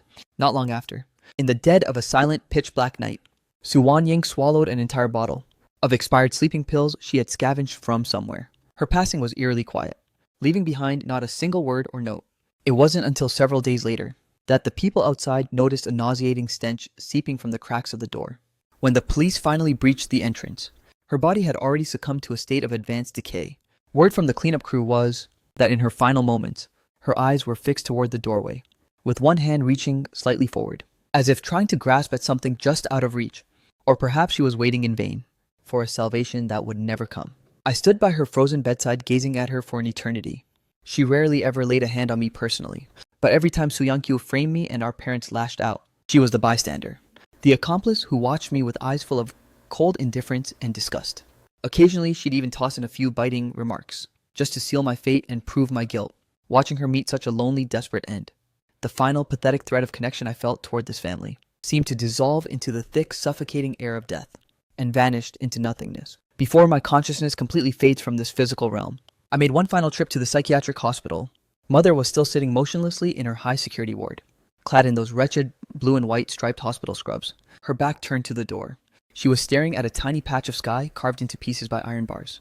Just as I prepared to slip away into the void, she suddenly seemed to sense a presence, and slowly she began to turn her head. Her gaze pierced through the frigid, sterile air, landing with unerring precision directly upon me. At first her eyes were a void of total confusion, but then they began to kindle with a flickering light, as if from within the cold, dead ashes of her mind. A faint yet stubborn spark had suddenly ignited. She reached out toward me with skeletal, trembling hands, a smile blooming on her face, infantile, pure, and utterly heartbreaking. "Xiangyang, you've come back. Have you come to visit your mother?" She fumbled clumsily in the pocket of her hospital gown for an eternity, before producing 2 fruit candies slightly melted and deformed. She cradled them in her palms like sacred relics, offering them to me. "Mom, I remember how much you always loved sweets. Mom saved them all for you. I wouldn't give them to anyone else, only my Xiangyang. As a young child, I did indeed crave candy. But back then, Mother only ever gave them to my brother. The favorite Su Yangqiu never missed a chance. He'd wait until Mother wasn't looking, just to shove the candy into his mouth right in front of me, smacking his lips with malicious triumph. So as an adult, I never touched sweets again. In fact, I grew to despise that cloying, sugary taste. I took a deliberate step back, and slowly shook my head. The fragile smile on Mother's face froze instantly, replaced by a look of frantic, desperate panic. She rubbed her hands together anxiously, tucking the candy back into her pocket with trembling care, looking exactly like a child who had done something terribly wrong. "That's right. You're all grown up now. Mom is still treating you like a little boy, isn't she?" She gazed at me with a dazed, fixated stare for a long time, her eyes brimming with a fragile, cautious yearning, suffused with a regret and sorrow so thick it was suffocating. "Mom," I finally shaped the silent syllable with my lips. Mother reacted almost instantaneously, her voice rising in pitch, overflowing with a tragic, starstruck joy. That look in her eyes was a mirror of my own childhood. After being crushed by countless disappointments, I would still find myself looking toward her, clinging to that last pathetic flicker of hope. Except this time the roles had been completely reversed. It was my turn to let her taste what hope feels like, only to snuff it out with my own hands. I locked eyes with her as they shimmered with newfound light, and mouthed each word with lethal clarity. I spoke slowly and with lethal precision, making sure she understood every word. "Mom, I don't hate you anymore." Mother's eyes instantly ignited with a blinding, radiant light, like a drowning soul clutching at the final fraying thread of a lifeline. But my next sentence fell like a guillotine, utterly obliterating that fragile spark. "But I don't think I can ever bring myself to forgive you." The mask of euphoria and desperate hope on Mother's face froze instantly, before shattering into a million jagged pieces. She gripped the hem of her hospital gown in sheer panic, her knuckles turning a ghostly bone white. She buried her head deep against her chest, her shoulders beginning to heave with uncontrollable tremors. After what felt like an eternity, she choked out a faint, barely audible rasp. "Okay. It's okay. I owe you this much. You're right not to forgive me." Fearing my final spectral essence might lose control, I forced myself to turn away immediately, passing through the wall without a single backward glance. I left that cage that had imprisoned both her body and soul, severing the cord to my final connection with this living world. After leaving, I didn't descend into the cycle of reincarnation right away. Instead, just as I had done countless times as a child, I found a desolate, quiet corner and curled myself into a tight ball. Except this time I had no more tears left to shed. Every ounce of grievance and burning resentment seemed to have been siphoned away with that final goodbye, leaving only a hollow exhaustion and a void of total silence. Later that night, as I drifted aimlessly high above the city skyline, watching the thousands of glowing windows below, the frantic wail of an ambulance siren erupted from the direction of the psychiatric hospital, piercing through the stillness of the night air. My heart gave a strange, inexplicable jolt, and I drifted back toward the source. Outside Mother's ward, medical staff were scurrying in and out with panicked expressions, the atmosphere heavy with a grim realization. I heard a young nurse speaking into a phone, her voice trembling. "The patient Meng Jiali, her condition took a sudden violent turn for the worse tonight. By the time we discovered her, she had bitten off her own tongue. Resuscitation failed. Please notify the family and accept our condolences." On the other end of the line was my elderly grandmother. She remained silent for an agonizingly long time, long enough for the nurse to think the signal had cut out. After several frantic prompts, a faint, barely audible sigh finally echoed through the receiver, and then the line went dead. Though Grandma was well into her twilight years, she had undoubtedly heard whispers of the earth-shattering tragedy that had decimated our family. Perhaps as a mother herself, she loathed the monstrous actions of her own daughter. Yet that was still the flesh and blood she once carried for 10 months. In this moment, she might be drowning in grief, seething with rage, lost in a daze. Or perhaps her tears had simply run dry long ago, leaving her with nothing left to say. I drifted into the sterile hospital room. Mother had already been draped in a cold white sheet. Her spirit didn't manifest instantly like mine or Su Yang-kyu's had, perhaps because her mind had long since shattered, leaving her soul fractured into a million pieces. Or maybe she had simply relinquished her will to exist entirely. This is probably for the best. For her, for me, and for this absurd agonizing nightmare, it is finally a release. In my final remaining moments, I drifted back to the site of my own headstone. I wanted to take one last look before vanishing forever, to face myself, and this world choked with traumatic memories, for a final, definitive goodbye. I never expected to find a familiar figure waiting there. It was Xia-an draped in a somber black dress. She carried no umbrella, allowing the drizzling rain to soak her hair and shoulders. She stood motionless before my grave, resembling a tragic grief-stricken statue carved from stone. I curled my lip in a scoff, a surge of complicated emotions rippling through me. What is she even doing here? The person is dead? Is she still not finished with this performance? I descended to stand beside her, looking at my own portrait washed clean and vivid by the rain. It was taken back during my university days. My smile was untainted, and my eyes still sparkled with a faint glimmer of hope for the future. Seeing it now, it only feels like a cruel irony. Suddenly, Xia-an lifted her head, her unfocused gaze drifting toward the empty void. But her eyes rapidly filled with a flood of hot tears. She forced a bitter, agonizing smile onto her face, and whispered softly into the empty, cold air. Xiangyang, is that you? Can you see this? I've finally avenged you. A violent tremor surged through my spirit. Her gaze seemed to pierce right through the veil of rain, locking directly onto my soul's perspective. After you passed away, I played the part pretending to visit your brother, just to gain access to your family home. She continued through her grief, her voice cracking with emotion, yet anchored by a firm sense of relief. I secured the surveillance footage of Su Yang-kyu tampering with your car. I'm the one who handed it over to the police. At that precise moment, every ignored detail and missed clue finally snapped into place, hitting me with the force of a lightning strike. As the truth was laid bare before me, immediately following my tragic death, she was the first to rush to the chaotic scene of the accident. Though she appeared quiet and fragile to the world, she was actually a secret expert in mechanics, a true gearhead with a passion for custom car builds. She realized the moment she saw my mangled wreckage that the patterns of the brake system failure were all wrong. It wasn't the result of a high-speed impact, but rather calculated sabotage meant to fail under pressure. She never actually betrayed me. Those honeyed words she whispered to Su Yang-kyu, and that superficial greedy persona, it was all a calculated masquerade. A strategic move to lower the guard of Su Yang-kyu and the rest of the family. A way to move freely through the halls of my house. To hunt for the smoking gun that would send Su Yang-kyu to his grave. Even her rummaging through my private room wasn't a desperate search for valuables I might have left behind. Once again, I had judged her through a lens of malice and wrongfully accused her. A crushing weight of guilt instantly seized my heart. I lost all restraint, stepping forward and reaching out, aching to touch her cold, rain-drenched cheek. My very essence trembled as I tried to pull her fragile body into a phantom embrace. And I'm so sorry. I poured every ounce of my spiritual energy into a silent, desperate scream, craving for her to hear me just one last time. Suddenly, Xia-an's eyes drifted shut. She took a shaky, trembling breath, and as she slowly opened her eyes, a tear-streaked smile bloomed across her face. Her gaze seemed to lock onto mine with impossible precision. "You idiot," she whispered, her voice thick with a choked sob, yet layered with a strange, ethereal tenderness. "I've actually been able to see you this whole time. I had assumed that only those who had tormented me could face my spirit after meeting their karma, driven by intense obsession or the chains of fate. But in this moment, the truth finally shattered my ignorance. It turns out that it's the one who loves me most, driven by a visceral longing and bone-deep devotion, who can actually pierce through the barrier of death, to share a fleeting spectral embrace with my soul. From the very beginning, Xia-an had her own way of loving me with a silent, burning intensity. I felt a wave of dizzying shock, my very essence rippling with emotion. Then why did you act like I was invisible all this time?" Xia-an reached out her fingertips, quivering slightly, as she playfully tapped the tip of my spectral nose like she used to. Even though her touch passed right through me, I felt a faint, tingling warmth spark at that very spot. "Because I had to avenge you," she murmured, trying to keep her tone light despite the heavy congestion. "If I spent every day talking to thin air, muttering to myself like a crazy person, who would have ever believed a word I said? Su Yang-kyu and your parents would have just labeled me insane, or suspected I was up to something." As the words left her lips, her tears began to fall in heavy, relentless droplets, mixing with the rainwater as they carved paths down her pale cheeks. Time seemed to freeze in that singular instant.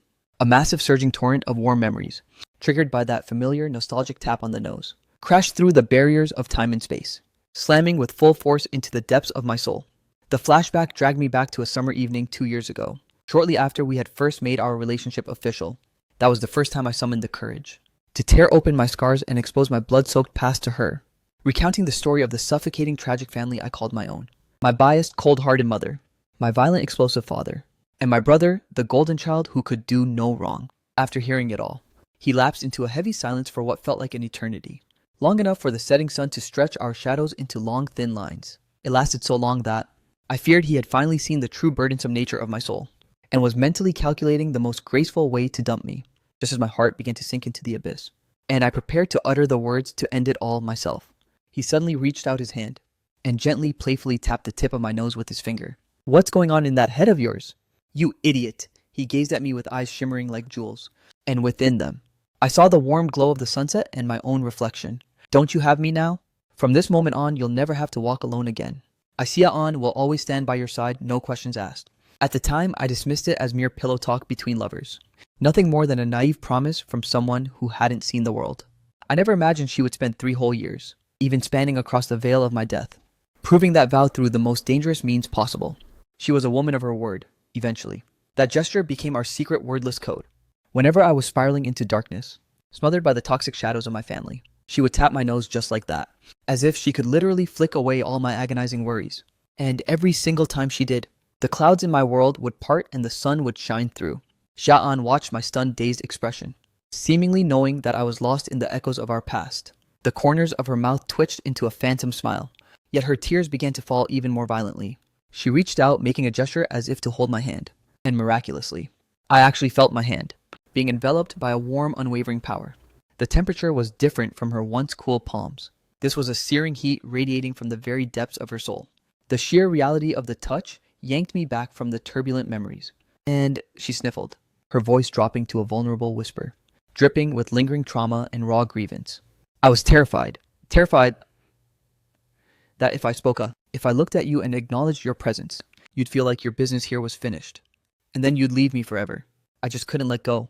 My heart felt as though an invisible hand was squeezing it with lethal force, aching so much I could barely keep my spirit from flickering out. I reached out with my other hand, gently stroking her rain-soaked hair, even though she likely felt nothing but the wind. I performed the gesture with soul-searing sincerity. How could I blurted out, instantly wanting to slap myself for saying it. It was the most shameless, empty promise in the world. A dead man vowing that he would never leave. An seemed to hear me as she lifted her tear-blinded eyes. Her wide gaze washed clean by her sorrow was strikingly clear, yet brimming with bottomless grief and a refusal to let go. She choked back a sob, her voice trembling as every word became a struggle. "You're about to leave, aren't you?" I stood there, completely helpless, not knowing how to offer her an answer. The gravitational pull of reincarnation was growing stronger. The very edges of my soul began to shimmer with a faint ethereal glow. It was the sign that I was about to dissolve, the omen of a journey toward a new beginning. Watching my silence, which she took as a confession, she lowered her head and let out a broken whimper. Then she snapped her head up, viciously wiping her face dry, and forced a smile that was more heart-shattering than any sob. "Then, I hope you find a better family in your next life." She paused for a heartbeat, summoning every ounce of her remaining strength, her voice vibrating with emotion, as she delivered her final crystal-clear plea. "Just promise you'll come back and find me okay. I'll be waiting for you." Before the last word even left her lips, she finally lost all control.